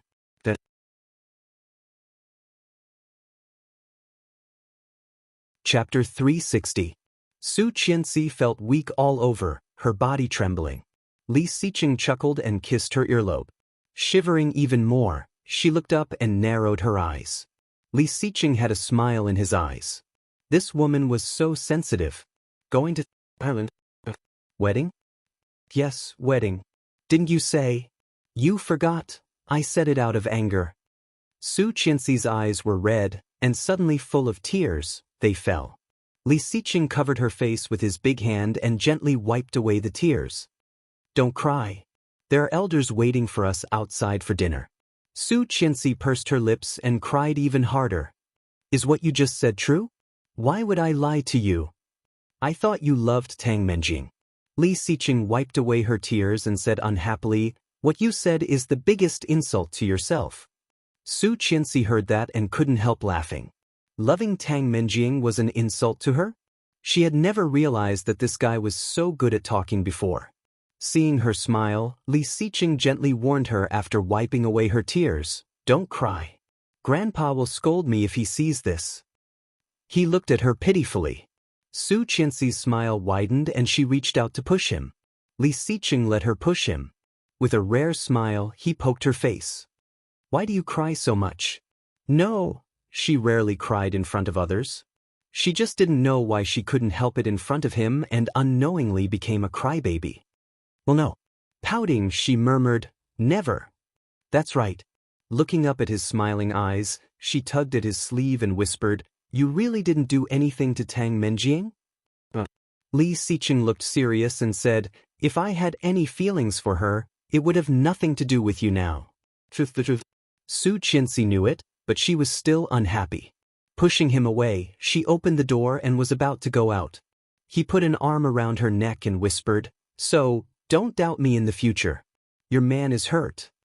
His low voice, with a bit of grievance and charm, made Su Qianxi's heart flutter. "Your man." These 3 words sounded really good. Blushing, she tilted her head and whispered, "Are you flirting, Mr. Li?" "If Mrs. Li thinks so, then so be it." Their faces were so close that the tips of their noses were less than a centimeter apart. Looking at him, she suddenly bit his lips and said seriously, "In the future, don't lie to me." "Yes, I'm not lying. If I find out that you're lying to me, it'll be useless even if you act coquettishly. You lied to me once, I lied to you once. Or even now." Su Qianxi was dazed and thought of the time when Lu Yihan was discharged from the hospital. "I was afraid that you would be angry." Hearing that, Li Xiqing mimicked her tone and whispered, "I was afraid that you would worry." Su Qianxi was speechless. She pouted and took his hand away. "Let's go. The elders are waiting for us." "Okay." Li Xiqing held her hand and opened the door. They walked out side by side. As soon as they walked out, everyone in the living room looked at them. "Hey, why is my cousin's mouth swollen?" A child's voice rang, and everyone laughed. Chapter 361. Gratified, satisfied, shocked, and flirtatious, all kinds of gazes converged. The deer couldn't help blushing and gave him a glare. This little deer is too naughty." Li Beixing teased. "Hurry up and bring your little deer over to eat." Li Xing's youngest son, Li Weiya's 5-year-old brother, heard that and looked left and right, asking, "How come I don't see it? Where is the deer?" The whole family couldn't help laughing. Li Xiqing walked up, rubbed his little head, and said with a straight face, "That's mine. Don't even think about it." The little guy pouted and looked disgusted. "Stingy second brother, I just want to see it. It's not like I can eat it." "Humph, if you don't want to see it, then don't let me see it. I don't want to see it anyway." The whole family burst into laughter, and Su Qianxi blushed the most. Turning her head, she decided not to stay there and went to the kitchen to help Lu Sa set the dishes. This winter solstice reunion dinner was a happy one. Su Qianxi had never had such an atmosphere. There were family, lovers, and even her heart was warm. After dinner, Grandpa suggested that they spend the night here, and Li Xiqing directly agreed. Su Qianxi did not know about it until she helped Lu Sa clean up. Although she had expected it, she still felt a little shy after not being together for more than a month, and her face was unconsciously hot. She went out for a walk with Grandpa. When she came back, Li Xing's family had already left. Su Qianxi went back to her room and found Li Xiqing in a video conference. Seeing her come in, Li Xiqing just glanced at her and then continued to work. Su Qianxi rummaged through the closet, took out a set of pajamas, and then went straight to the bathroom. After coming out, Li Xiqing was still busy, so she took out the tablet from her bag, plugged in the headphones, and lay on the bed to watch a movie. It was an indie film that was popular some time ago, starring Deng Chao. When she saw the pig forcing a smile and wishing Swallow well, she couldn't help feeling sad. Swallow got in the car, and the pig finally couldn't help chasing after her, crying, "Swallow, how can I live without you?" Su Qianxi burst into tears and couldn't help crying. Suddenly, she felt his hot breath on her ear. Turning off the tablet, he whispered, "You can cry while watching a movie. Why do you like to cry so much?" Su Qianxi let him hold her down and reached for her tablet, shouting, "Give it back to me. I haven't finished reading yet." Li Xiqing unplugged her headphones and put the tablet on the bedside table. "Are the people in the movie better looking than me?" Su Qianxi did not get it, so she gave up. She sniffed and said sullenly, "You are different from them." "How is it different? You're not acting." Li Xiqing chuckled, got off her, went around to her, and lay down in the same position as her. She then found that he had taken a shower and was wearing a thin rabbit fur robe. "Mrs. Li, yes?" Su Qianxi also looked at him, her eyes still a little red. "Do you take medicine every time you do it with Mr. Li?" Su Qianxi was dazed, blushed, and shook her head. "No." After answering, she suddenly realized what he meant. Every time, he did not take any safety precautions. Dashed at your tuning into the Dreamy Chapters YouTube channel. We're so grateful for your support, and don't forget to subscribe to join us on this incredible journey through captivating stories. Your generosity through donations truly makes a world of difference, as it's the primary source of revenue that allows me to expand and enhance this channel for you. Thank you from the bottom of my heart for being a part of this adventure.